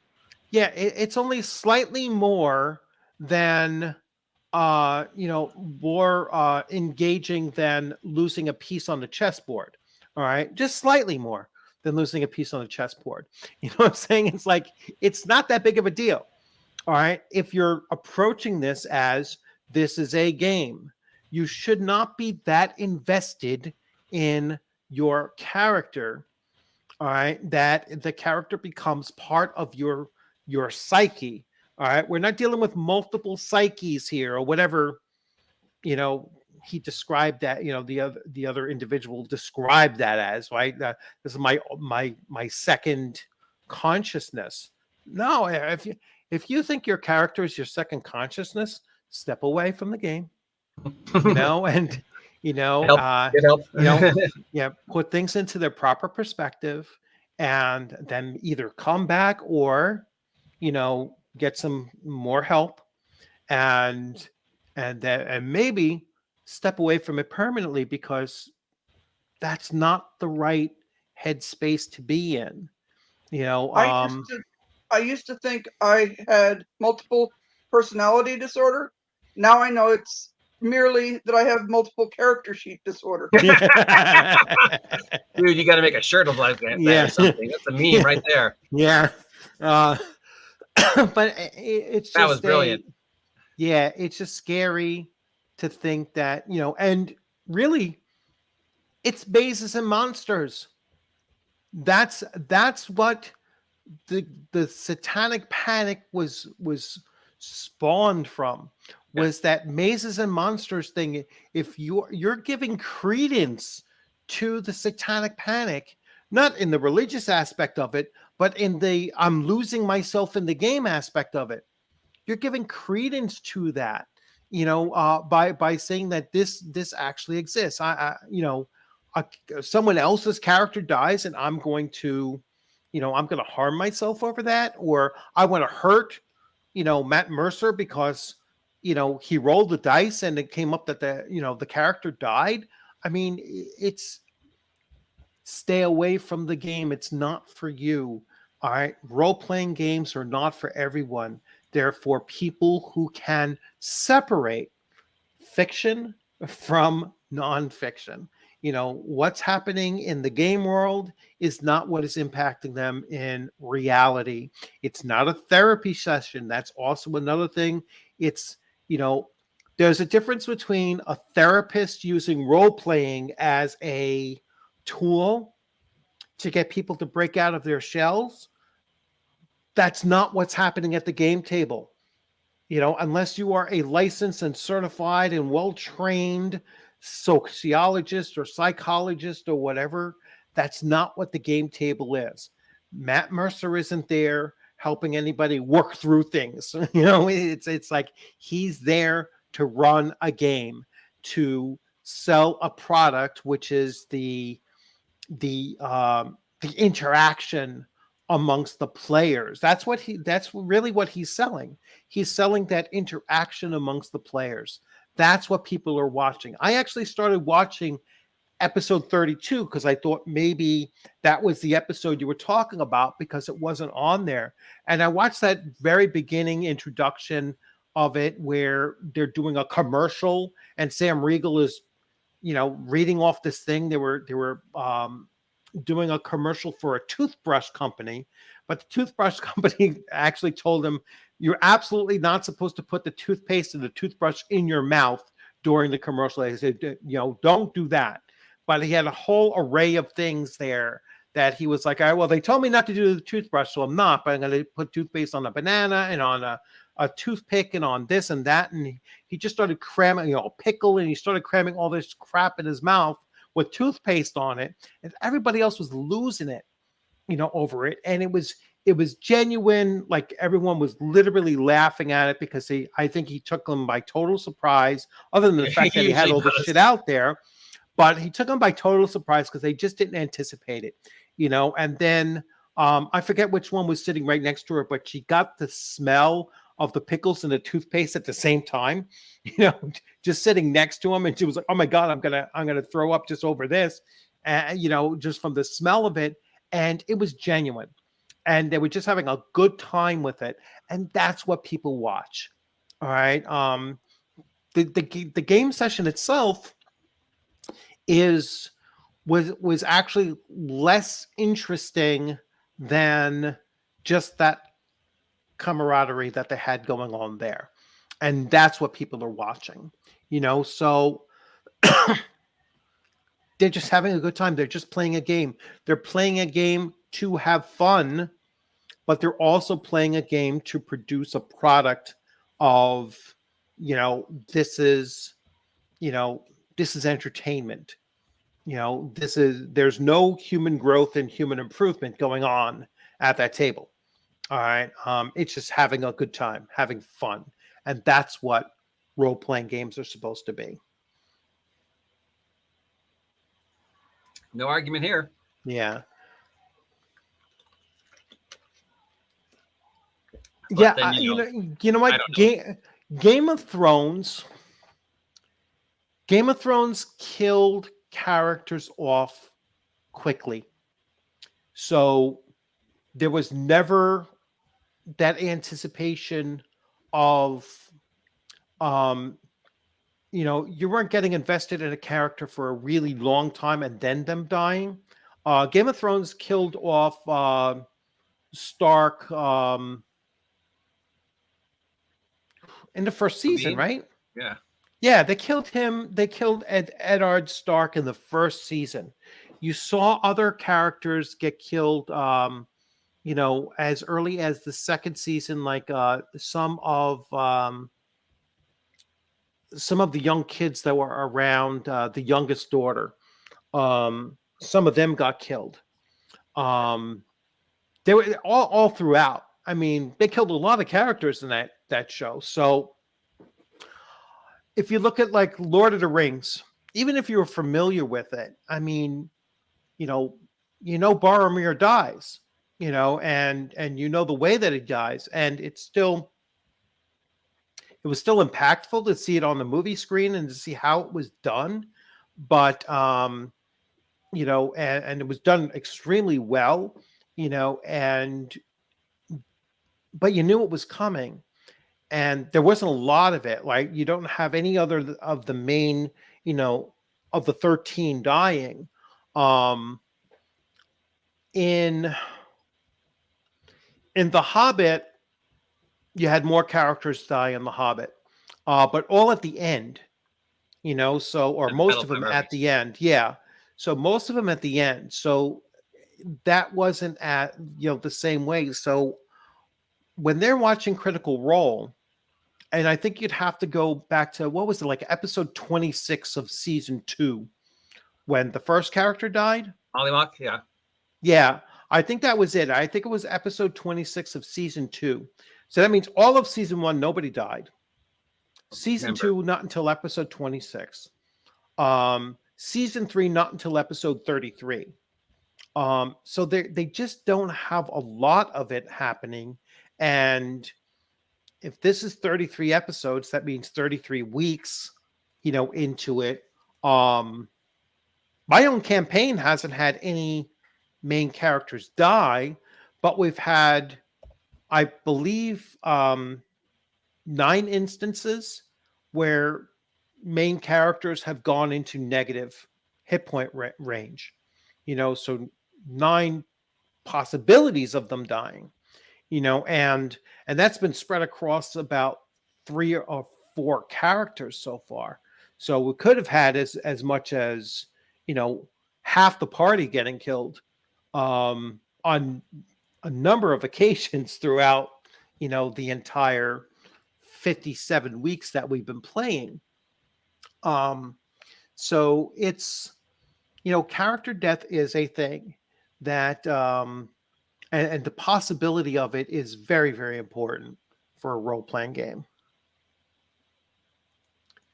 So I just got a text from one of the people that is also going to be a former player of mine that is going to be at ShireCon next weekend.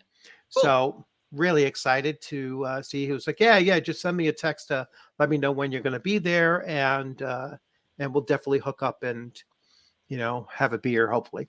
So, nice. So that's going to be cool. So ShireCon, I mentioned it earlier. ShireCon is in Connecticut, and Connecticut is only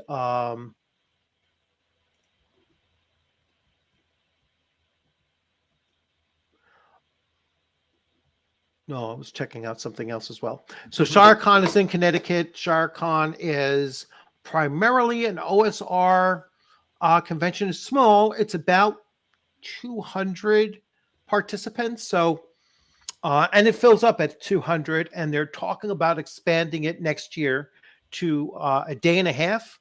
So it'll be like Friday afternoon and then Saturday, and potentially at some point they're looking to go, the full weekend, and possibly going to a larger venue.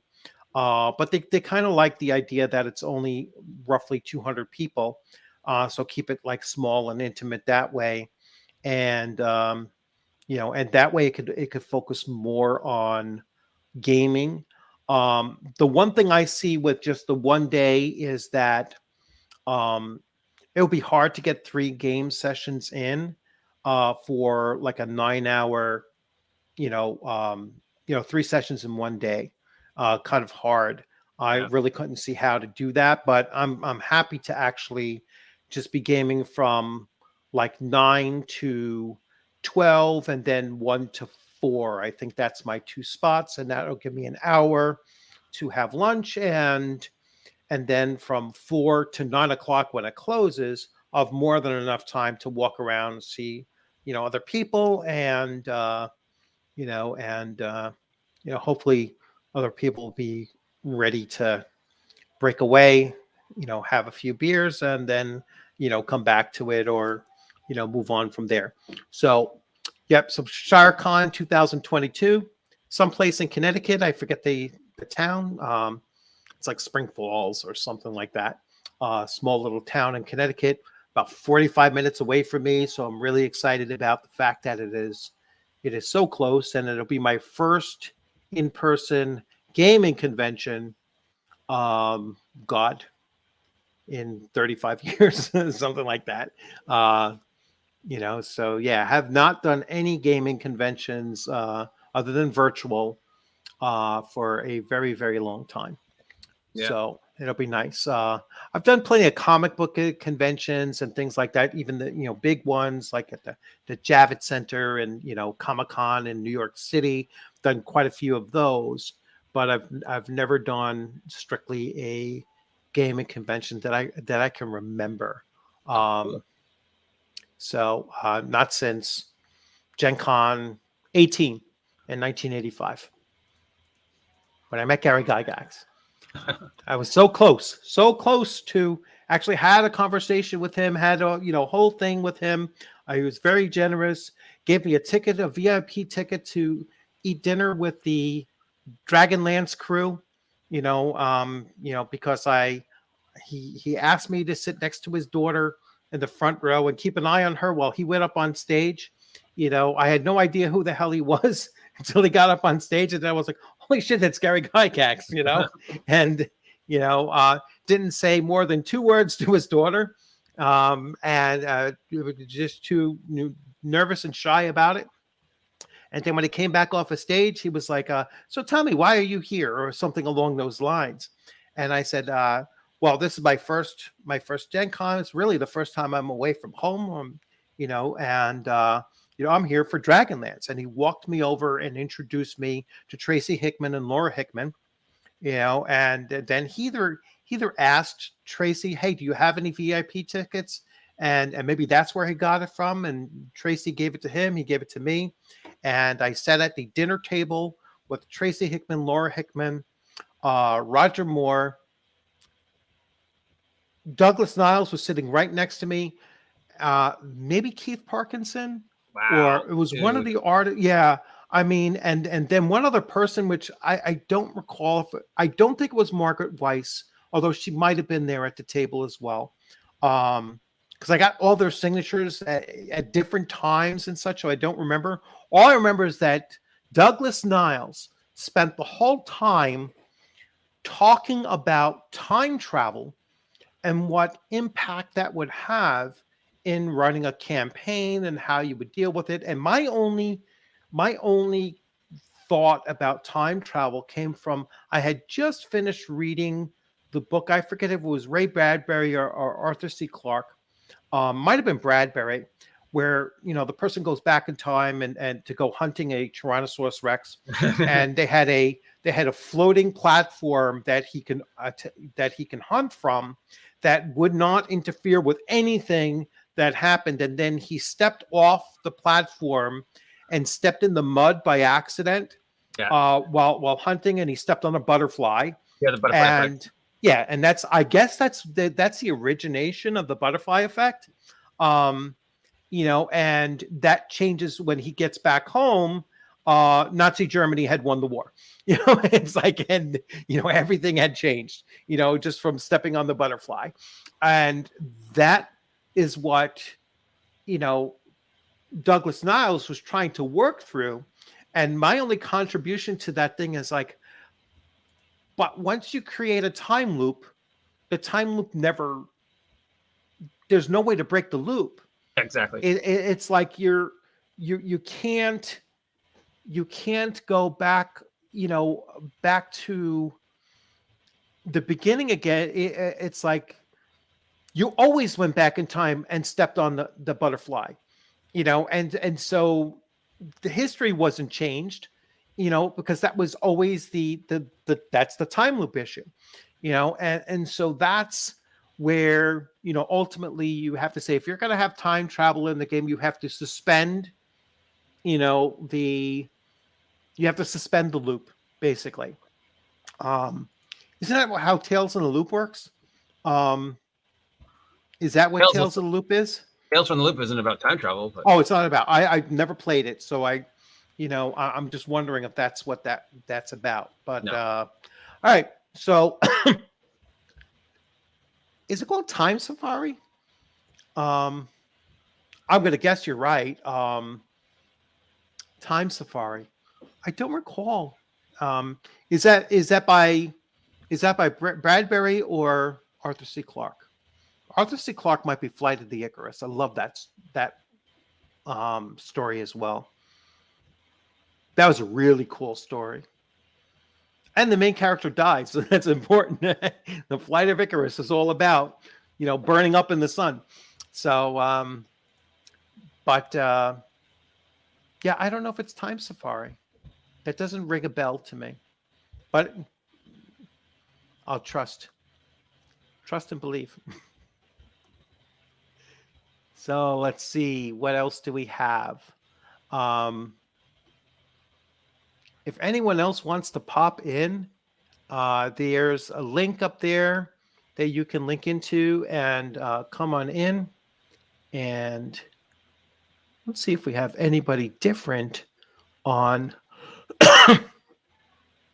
online. No, we don't. So I see that we have nine people watching. So if any of you 9 want to jump in, you can just hit the link and you will see. I want to know how some of these people handle Game of Thrones. I already answered that. And Time Safari. So I will talk a little bit more about. Let me get some more information about the con coming up. Now, I also signed up for Greyhawk. Greyhawk Con is coming up the following weekend. I also signed up for that. But that's virtual. So it's virtual Greyhawk. And I'm pretty sure Luke Gygax is involved with that. And Luke Gygax, I just recently saw. So I recently backed his Kickstarter, which for a module taking place in his world. Mm-hmm. And then I just recently saw a mention, yesterday or today, that he's creating his own game system to work with his game world. So Luke Gygax is creating his own fantasy role-playing game. All right. I wonder what impact that may have, because... Well, I mean, he doesn't know anything about the game. Well, I understand. He doesn't understand what Dungeons and Dragons is. What his father was trying to accomplish. I know. Yeah, so he's been kept in the dark his entire lifetime. But yeah, I wonder how, because Luke Gygax has Hollywood connections as well. Not a lot, but yeah. I mean, he's a military guy, family guy first. His Hollywood connections are, because the internet allowed him to be part of D&D. But it's not like he's ever been like a movie or director or anything. No. I'm just saying, though, he has Hollywood connections that he runs in those circles, that he has those players in his game. He plays in theirs. You know what I'm saying? There's Joe and those guys. Yeah, and they're fairly popular. I mean, he does Gary Con, which I think is which is actually a bigger Dungeons and Dragons convention than Gen Con is. Yeah. Because Wizards doesn't even send vendors to Gen Con. They don't directly back it like they used to, at least, or not at all, possibly. So, if you want to play old school Dungeons and Dragons, Gary Con is the place that you go. So that's a, or Venture Con, free. Well, Venture Con is plug for Venture is new, and so and Venture is running, virtually strictly just OSR stuff, and I really look forward to going to a VentureCon. I would go to a VentureCon. If I were making that trip to Wisconsin, I would go to a VentureCon before GaryCon. Just because if I had to choose one or the other, I'd rather have the much smaller. And I'll see how the ShireCon is, because that's going to be my first exposure to a very small convention. And see how, just see how that works. If it's as I anticipate, nothing but gaming, and I'm sure there'll be merchants there and stuff, but yeah, I'm sure there'll be some small merchants there and stuff like that. I'm never going to make it to North Texas. I know that's a really big one. It's like, unfortunately, I don't live in the Midwest, and there's no real big cons around in the Northeast for whatever reason. You would think that there would be, but there just isn't. And there's only, like I said, ShireCon is one of the ones. There's like a Long Island, New York Expo, but I think that's more board gaming. Pennsylvania has several that are like Historicon, which is more of a wargaming, like historic wargaming convention. So I might go to that at some time, at some point, just to check that out, especially if I get back into playing games. Like, I'm trying to develop like a solo play for like Luftwaffe, and then the next one I really want to bust out is I have Wizard's Quest. I don't know if you remember that game, Wizard's Quest, from back in the day, but I love that game. I don't know if you could play it solo. I'd have to take a look at it, but looking at Luftwaffe and trying to figure out ways to make that game work solo, I think it's just a matter of creating a couple charts, just to randomize certain things. So anyway, we are the Fellowship of the Ring. Yes, I guess so. It's a very interesting ring that we're in, but we're definitely a fellowship in that.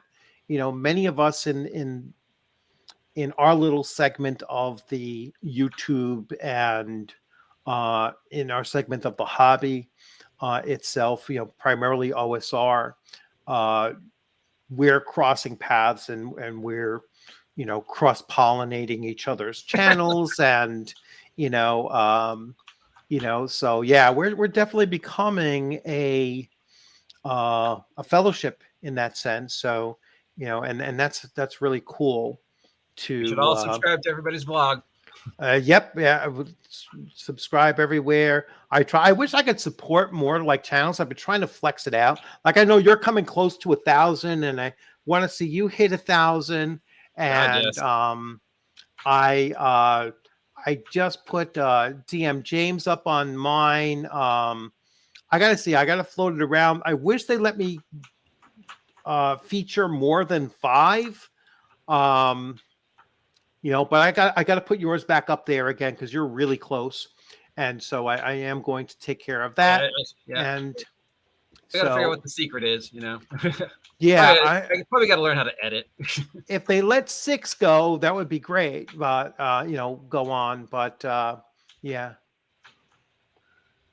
if you want a good virtual Greyhawk is the one I'm going to following this one, following the in-person one, ShireCon. So I just signed up for Virtual Greyhawk. It was only $5 to join, so no excuse not to. Even if all of a sudden you can't make it, it's like it only costs $5. So yeah, so that's so let's see. I painted bone piles earlier. Okay. Hey, did you get set up for Castles Crusades on that new virtual platform? Which one was it you were going to do? Foundry? I backed Foundry. They're still piecing it together. I got the character sheet. I don't know how much more they've done as far as their alpha is concerned.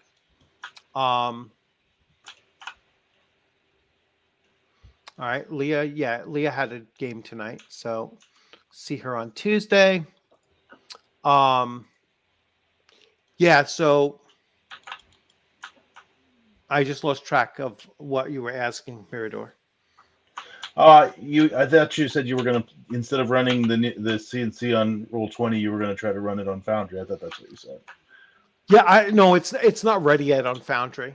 Not quite yet. So probably just run it on Roll20 until we have something. Foundry, they're still in the alpha stages of it, Okay. so that'll come eventually, but it's not there yet. All right, so Rogue Scholar, hey, how's it going? Oh, I remember web rings from the late 90s, early 2000s, where all of the geosites, I remember geosites, I remember had links to geosites. each other's. Yeah, I remember geosites. Yeah, and I remember Yabsy forums. So you had it was Yabsy, you had what was the other one? Pro something, Pro boards. Pro boards. That's when we were message boards. We weren't really, sites. This was all pre Facebook and stuff, pre Google Plus. GeoCities was the other one, but they were all message boards. They weren't sites like they are today. Bomb tiles in honor of CR losses. Okay. Yeah, we'll see if Critical Role actually has those losses. I hope he doesn't fold. I hope he leaves them. I hope he leaves them dead. Skull Could remain dead. I mean, if the one that's on on death's door fails the last save, yeah, then they don't get the Revivify, and if they don't get the Revivify, yeah, don't worry about being super late. We are still going to run for, holy crap, we're already at 2 hours and 21 minutes. You see, that went fast from the last time I mentioned. I was like, oh, don't worry. We got at least another hour to go. That hour flew.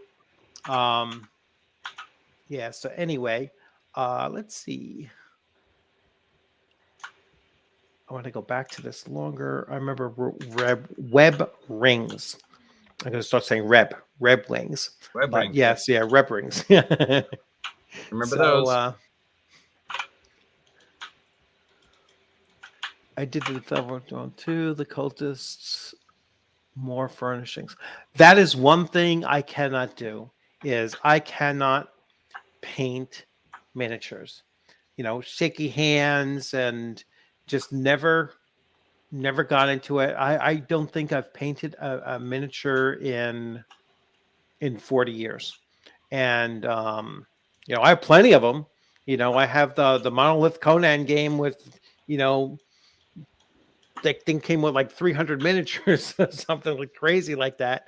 I actually got the miniature paint set thing, like the total new paint set thing that came with like a Reaper goblin in there that you can. Yeah, so maybe I'll bust it out and give that a try and then show that thing off. But I am not a painter, but I should definitely give that a try. Yes, I can learn it, but like I said, I don't have the most stable hands, especially when I'm trying to do them, although they're not as shaky as they used to be, if that makes any sense. As I'm getting older, I guess my hands are getting more steady. I have no idea. Usually not supposed to work that way, but, knowing me, I probably work in opposite. I need some kind of magnifier.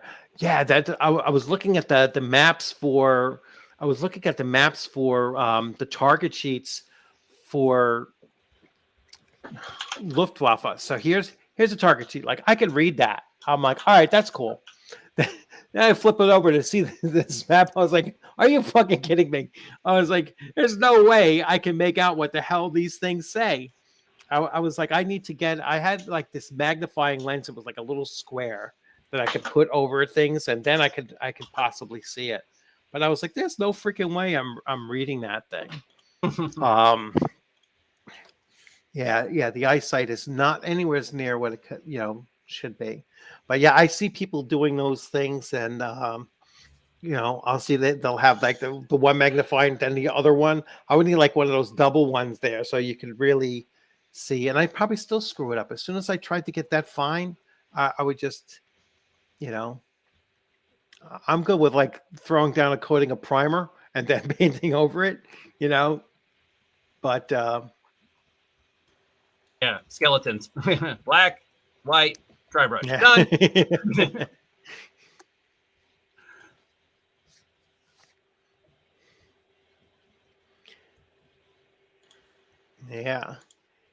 Yeah. So I guess, well, I guess it's something. I do have that set. I should break it out, and that'll be a video on itself. My first painting project, which will be a fun video to try to do, to see how bad it goes.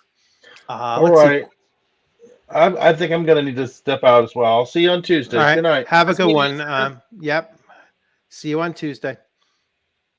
All right. So, Lionel, have you hacked a favorite map, monster, or rule set from a TTRPG and placed them into another totally different genre? Sure. I mean, you can mix genres. I mean, I have certainly taken Cthulhu-esque mythos creatures and put them into D&D. You can, I mean, maps are maps. I mean, I could pull a map from anything and throw it in there and, have the characters go through a map. Maps are completely interchangeable. Monsters or rule sets, yes. So I've taken Call of Cthulhu monsters and put them into either D&D or other, games. I've seen some people messing around with like Twilight 2000 and Cthulhu hybrid, mixing those two together, which is actually really freaking awesome. That would be cool, to have, because you're basically taking modern, semi-modern soldiers and putting them up against Cthulhu mythos. Be a lot like playing the Secret World. Yeah. So that's pretty cool stuff. Yeah, I mean, you could use maps, at all times. Indiana Jones and Call of Cthulhu, same time period. All right, it's the 1920s. So, yeah, you could absolutely mix and match them and put them in there. You could take Cthulhu and put it in. You could put it in Lion and Dragon, if you want to have it in an authentic medieval and Call of Cthulhu. You could put it in. Swords and Caravans, or Swords and Caravan, which is, really, I'm looking to take that particular, setting and time frame that the RPG Pundit put out there, and that's where I can see the El Barak, Robert E. Howard's El Barak playing in that setting, because I've always been looking for an RPG where you can play in that 1920s Afghanistan and add in that Cthulhu-esque element to it that Robert E. Howard did in his El Barak stories as well, and just really, really cool time period. And really looking forward to eventually that would be a cool one shot, is to do something along those lines, is to do these mixing up things. Yeah. So yeah, the map of Ravenloft, I mean, I've used the Salt Marsh map in a number of different, settings and games and such like that. Maps, like I said, they're universally interchangeable. You can use them all over the place. You could take the Salt Marsh map, the house. It's a house map, so you could throw that in Call of Cthulhu easily. Yeah, repurposing maps is something I think everybody does.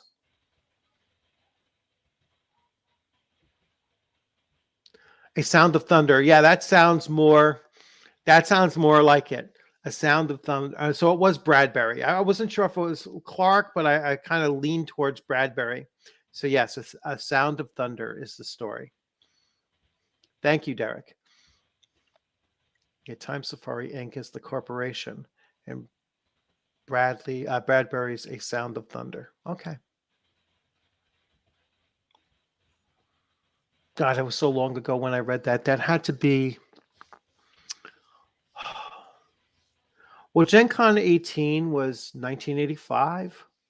So I read that in high school. So I want to say, 83, 84, 85, somewhere in there. I want to try to think of who had us reading, which of my English teachers had us reading a lot of sci-fi. That might have been ninth grade. Mr. Engel. I remember my Mr. Engel, ninth grade. And that was still junior high school at that point. So ninth grade, junior high school, that's when I read Bradbury's story.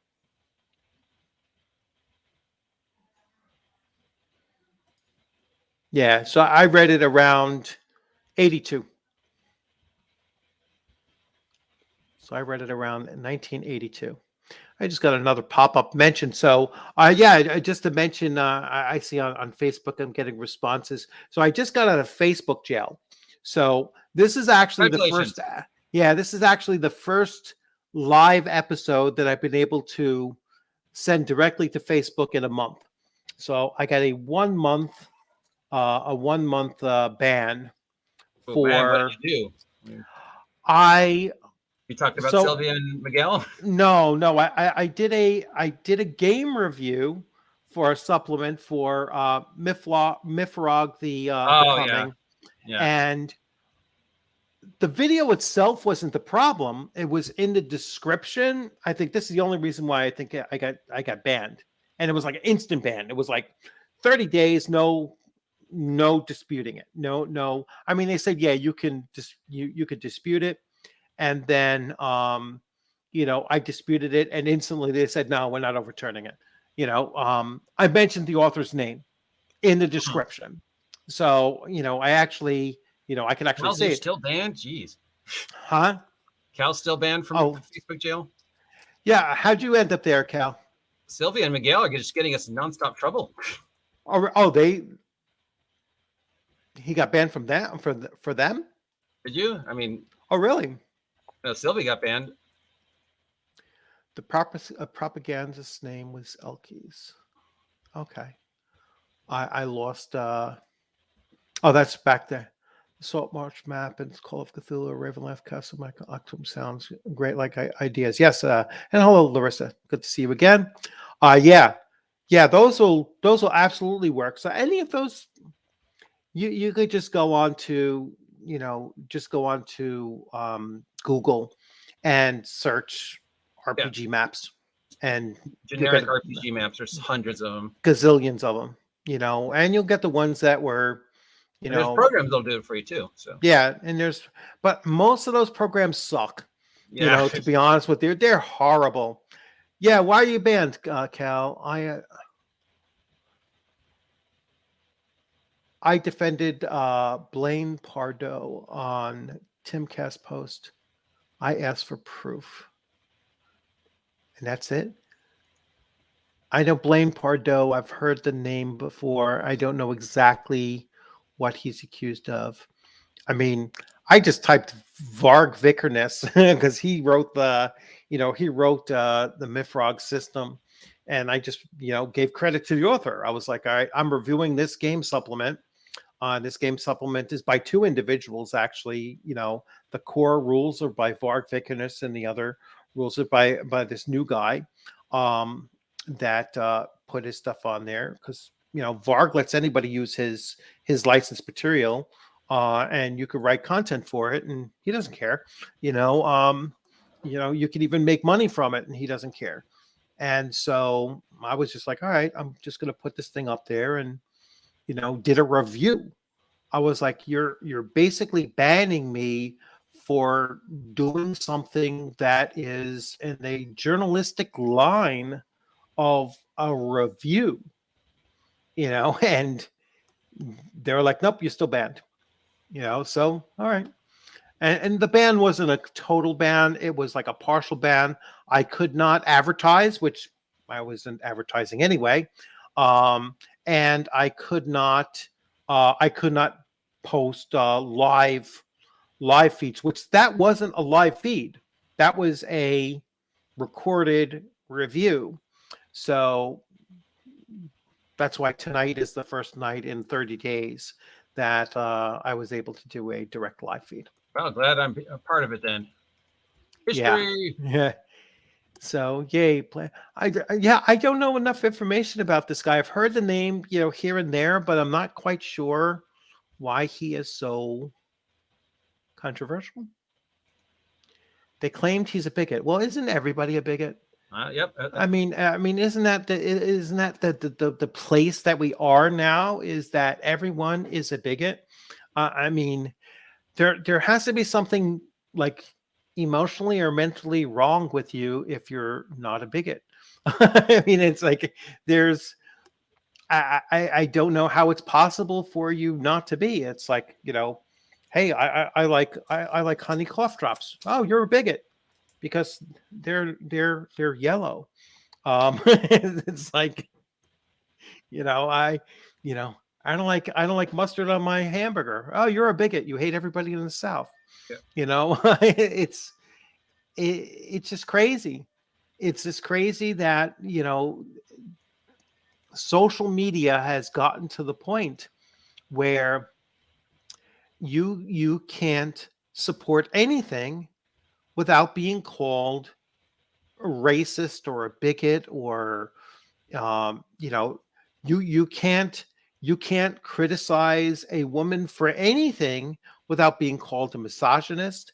You can't, so if you came out and said, I mean, there are people on YouTube who are afraid to say certain public figures' names for fear of getting banned. And it's just bizarre to me. I'm surprised I haven't got banned yet. Well, I was stunned that I went so many years being as abrasive as I am on Facebook, and I was never banned. I was like, geez, I'm starting to feel like inadequate, that I've gotten so many years that I've never gotten so much as a 24-hour ban. And then all of a sudden on Twitter, I got a 12-hour ban. And then I was like, I got a week ban for talking to Chris Perkins. Yeah. On Twitter. How long? I was banned from Twitter for a week because I was talking to Chris Perkins about Vecna. Really? We were talking about the head of Vecna, and somebody got, I guess it triggered something in the Twitter analog because I said decapitate head. Oh, okay. They probably thought you were talking about some, action in a Muslim country. Probably. Who knows? Yeah. So,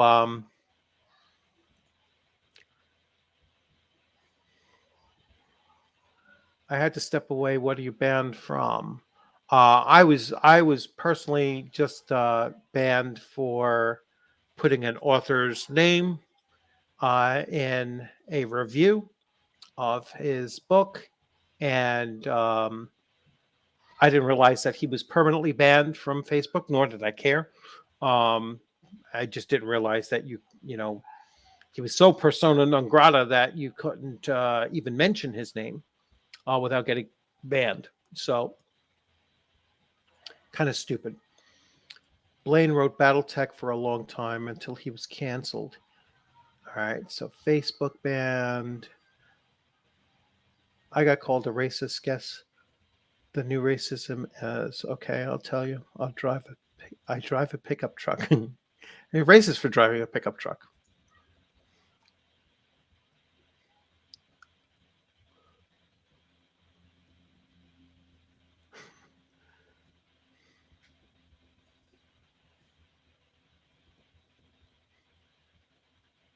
Okay. So Blaine was stalked by a person online who claimed to be a woman, but was actually a man who lives in his mom's basement. Blaine got a restraining order against them, but Tops wanted him gone. Okay. Therefore, you must hate ketchup. Yes.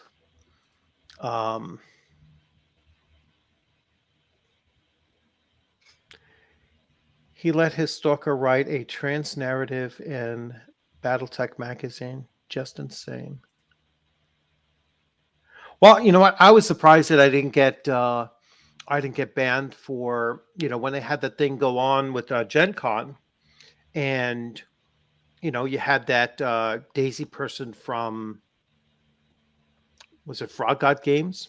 I don't want to misquote, but and when Gamers on Games, who doesn't respond to me at all, probably has me blocked on Twitter as well.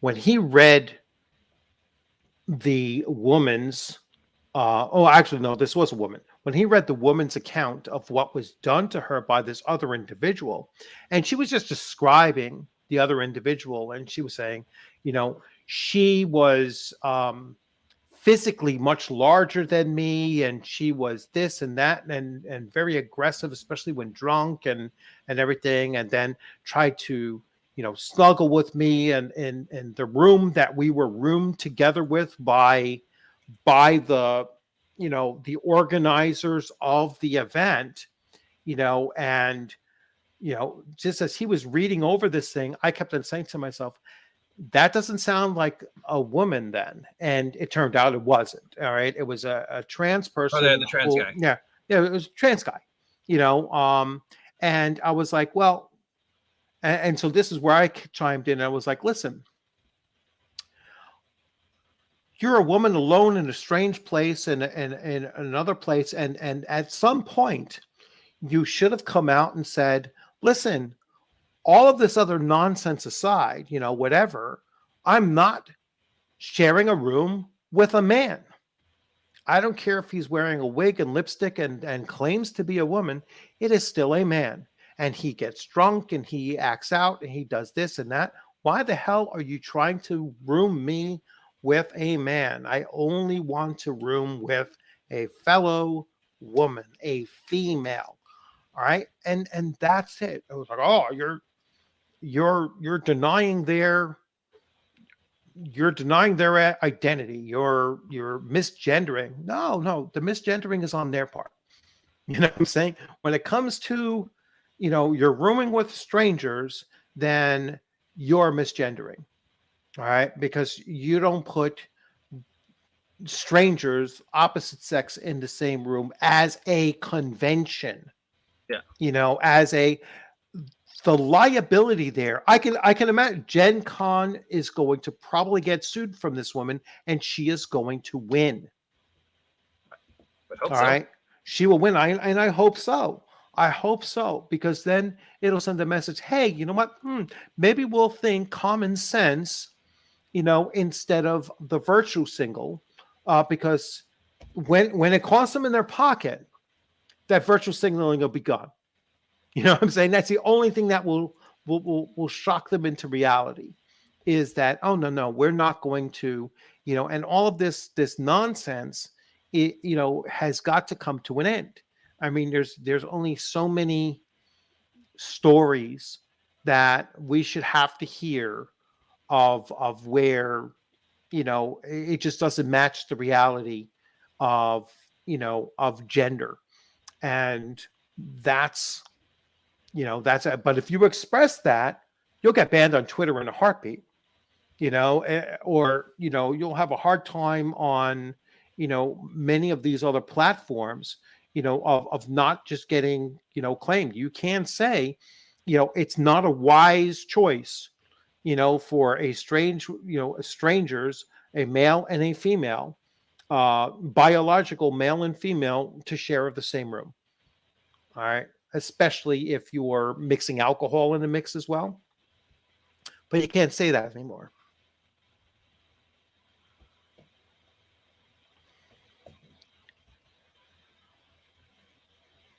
Yeah. It's like, it's like everything. I'm not pro OSR though. Yes.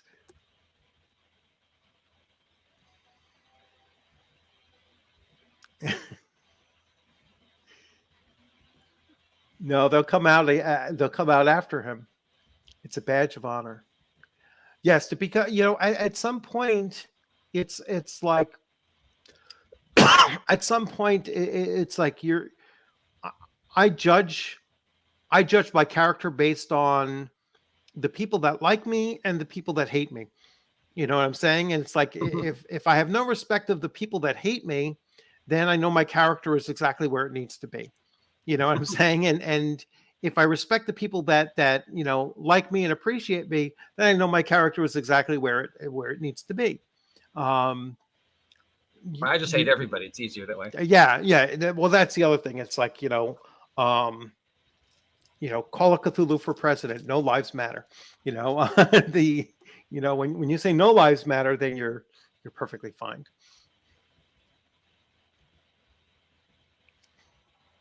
I am secretly bigly muscled.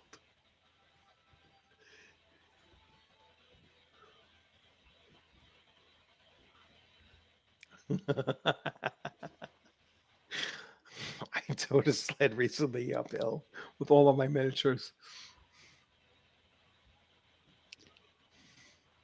I identify as muscular.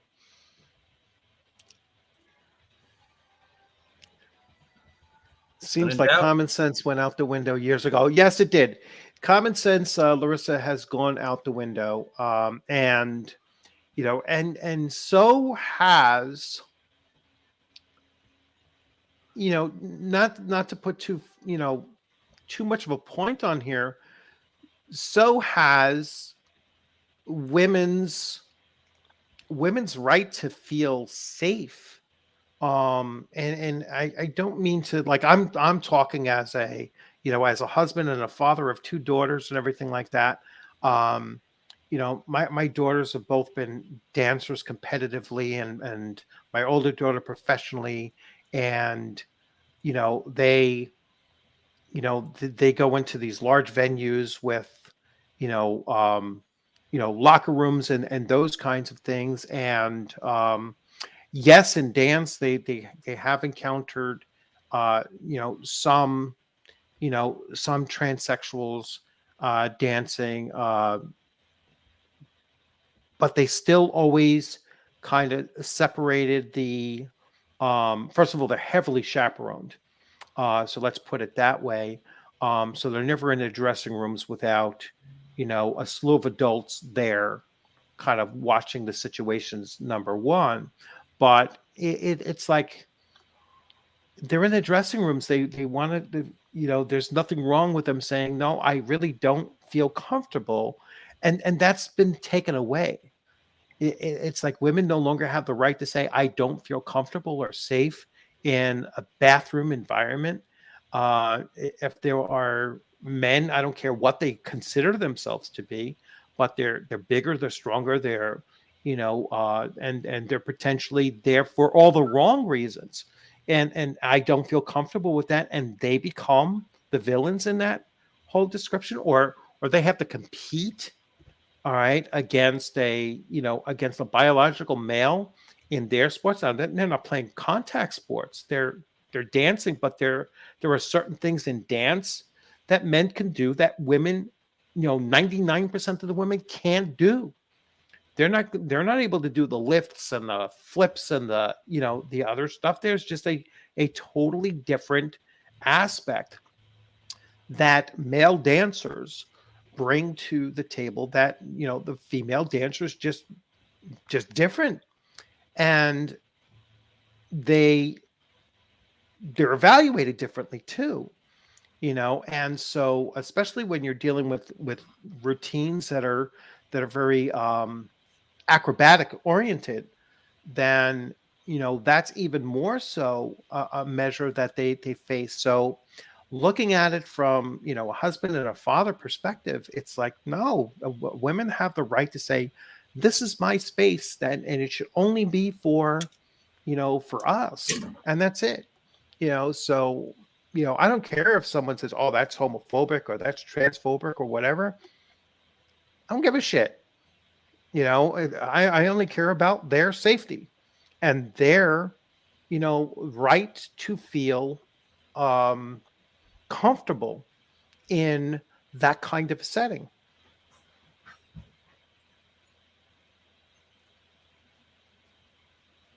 Yes, common sense is not common.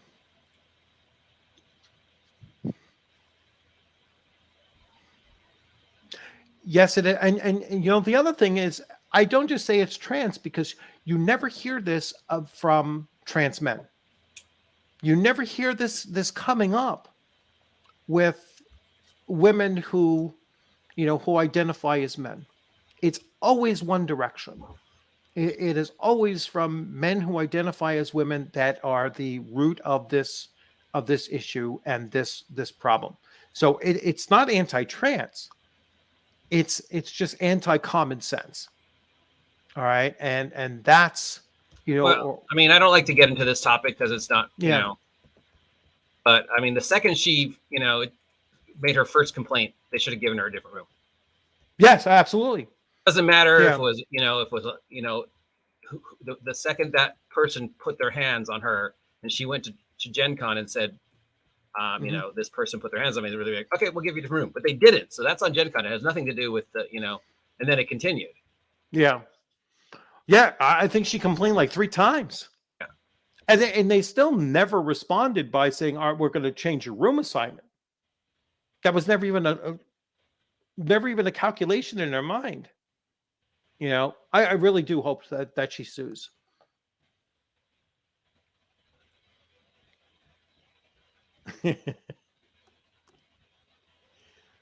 So let's see. Not only is common sense gone, but we now affirm people's mental illnesses instead of treating them because feelings are more important than anything. Yep. All right, we'll move on. Women could be crazy not to have men in drag on their team. Yeah. Well, yeah. I mean, that's the thing on their own team. Yeah.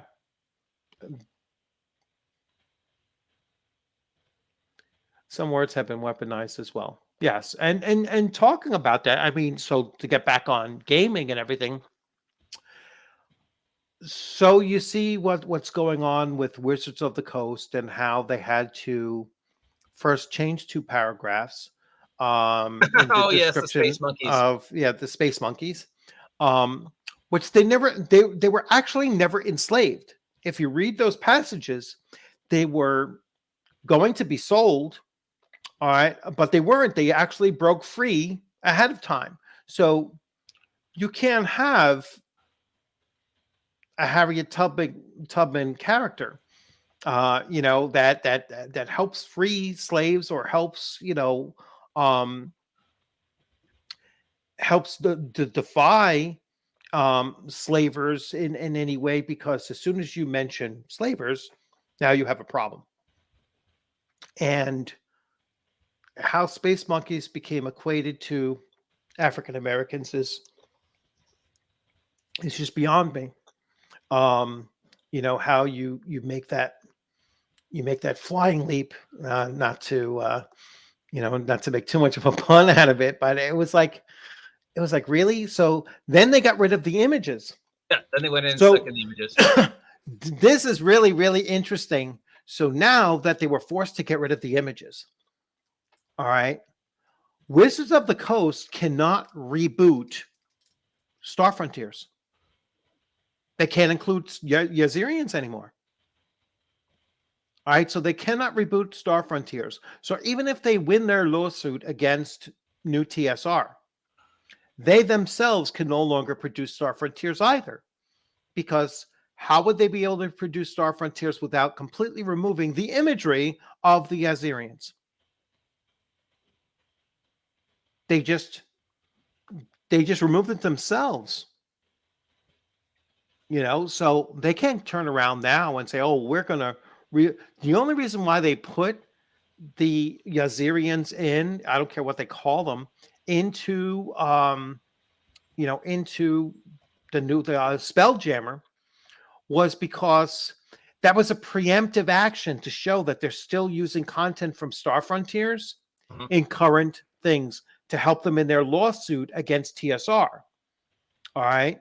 Because TSR, they might have been fearful that TSR might angle if they win their case to keep both Star Frontiers trademark and, and the TSR trademark, that they might then be able to use OGL or the SRD to then start producing something so close to Star Frontiers that it's by name and by near content, with only a few modifications here and there, and they would have been good, and then Wizards would have a hard time producing anything with Star Frontiers, which they will never do. They shelved it. They will never revitalize any other TSR IP that they would see as a competition towards 5e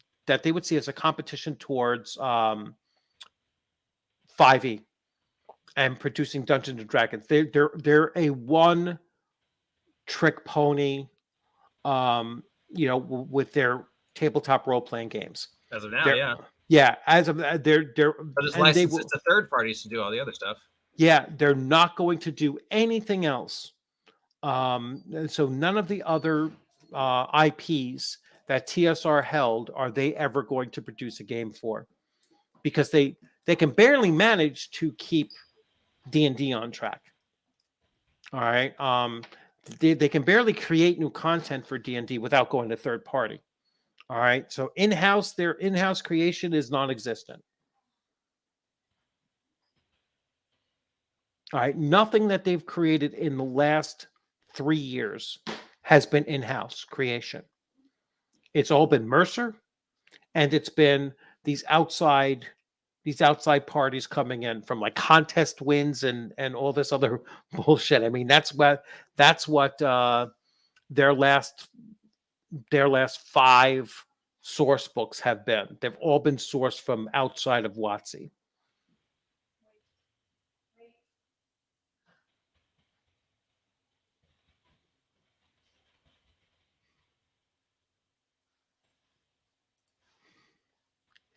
Scourge of the Slave Lords is not problematic. Changed my mind. It is for them because they couldn't use slavery. They can't even reference slavery anymore. All right. So because someone would run the game, and they would run the game from the Slave Lords' perspective, and they can't have that. Dark Sun will never be created. Not under 5e, not by WotC. They won't touch it. They won't touch Greyhawk. I don't think that they'll do Greyhawk. Not that Greyhawk has all that much that's, I guess Greyhawk will just get labeled as Eurocentric colonialism. There'll be an Easter egg in Planescape, but that's probably about it.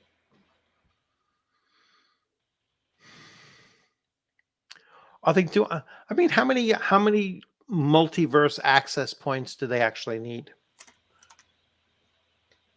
I mean, they have Strixhaven, they have the Citadel, they have Spelljammer. Mm-hmm. How many different? They need a 4th? Well, I don't know if Strixhaven was a multi-dimensional, Radiant Citadel was, but they've already forgotten Radiant Citadel. Yeah, Strixhaven was, because Strixhaven has access to all through gate spells and stuff. Oh. Yeah, so Strixhaven has been, multi-dimensional. Wasn't Castle Ravenloft multi-dimensional? Uh-huh. Couldn't that teleport, or is it just teleport throughout its own? I mean, Ravenloft is a demi-plane, but yeah.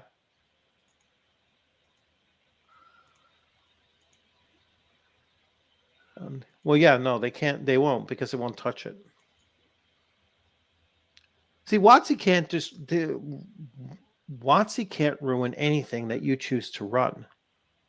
That's the true, key to it all, is that, you can run whatever you want at your table. They'll never be able to change that. And they, I think some of them actually recognize that. It's like, no matter what we do, you're going to run whatever you run at your table. Your own table is your canon. So you decide what's canon at your table. If you want to put Ariana Grande in your Forgotten Realms adventure, you're welcome to do so. I mean, you're a total maniac, but you're welcome to do so. You could have an NPC bard named Ariana Grande. Yeah. That doesn't make her canon just because they made a Magic the Gathering card. Oh, was there an Ariana Grande Magic card? I am assuming so. Yes. Oh, I mean, the Fortnite cards makes Fortnite canon too. Well, the Fortnite, what was it? Was she in Fortnite? I know they made a Fortnite Magic set. Yeah, Magic set. Yeah, there was, and Wizards of the Coast actually just released a thing on their website where they said, what was it? The Forgotten Realms Adventures is not canon for Forgotten Realms. That article is a year old. Is it? So they said a year ago that it's not canon. Yeah. Yeah, you can't mix. Just because it's in Magic the Gathering doesn't mean that it's going to come that it's going to be treated as unless canon. Hasbro owns it, it's not canon. Yeah, it's like and even then they're not letting it cross over. Yeah, there's no Power Rangers and it's smart for them to do that. They're not protecting 5e. They're protecting Magic the Gathering. Oh, of course. They don't want people taking 5e and thinking, hey, it's in Magic the Gathering, so I can run it in 5e, and then I'm going to start writing DM's Guild stuff using this from now. First of all, they'll open themselves up for lawsuits, because any third party who sold the right to create Magic the Gathering, that was the sole purpose of them doing it. That doesn't give WotC the license to now take Magic the Gathering cards and produce them in D&D content. Let them do that to Lord of the Rings. See how fast they get sued. They're doing a Lord of the Rings in D&D. Magic the Gathering. Right, Lord of the Rings is owned by Right. The rights for Lord of the Rings just went to a different company. They just changed again, or just went to a different company. So it's no longer Free League. It's another company has it. Free League still maintains their license for the One Ring because it's already been produced. Magic the Gathering, those cards, this new company that just bought it. It's not Apogee. It's another company. They just bought it, and they have already sent out a signal that yes, if there's already a contract, then we're going to recognize the contract. Although I think that they're going to exert some force over what the content actually is. So I think to be honest, I think that the black Aragorn is going to be gone. That's going to be changed. They're not going to allow that to go to print because it does not match the lore of Aragorn at all, or his people. And I think that they're going to change that before it ever gets released.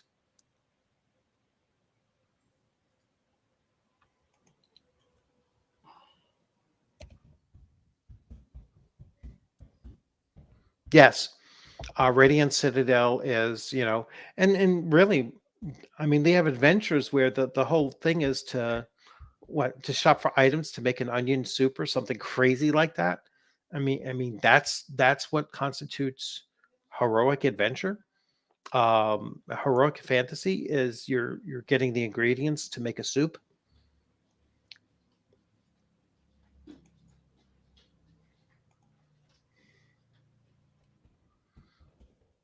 Yes, there are some limited sets there, and they're not universal. They're not meant to be used throughout all of Hasbro or WotC's products.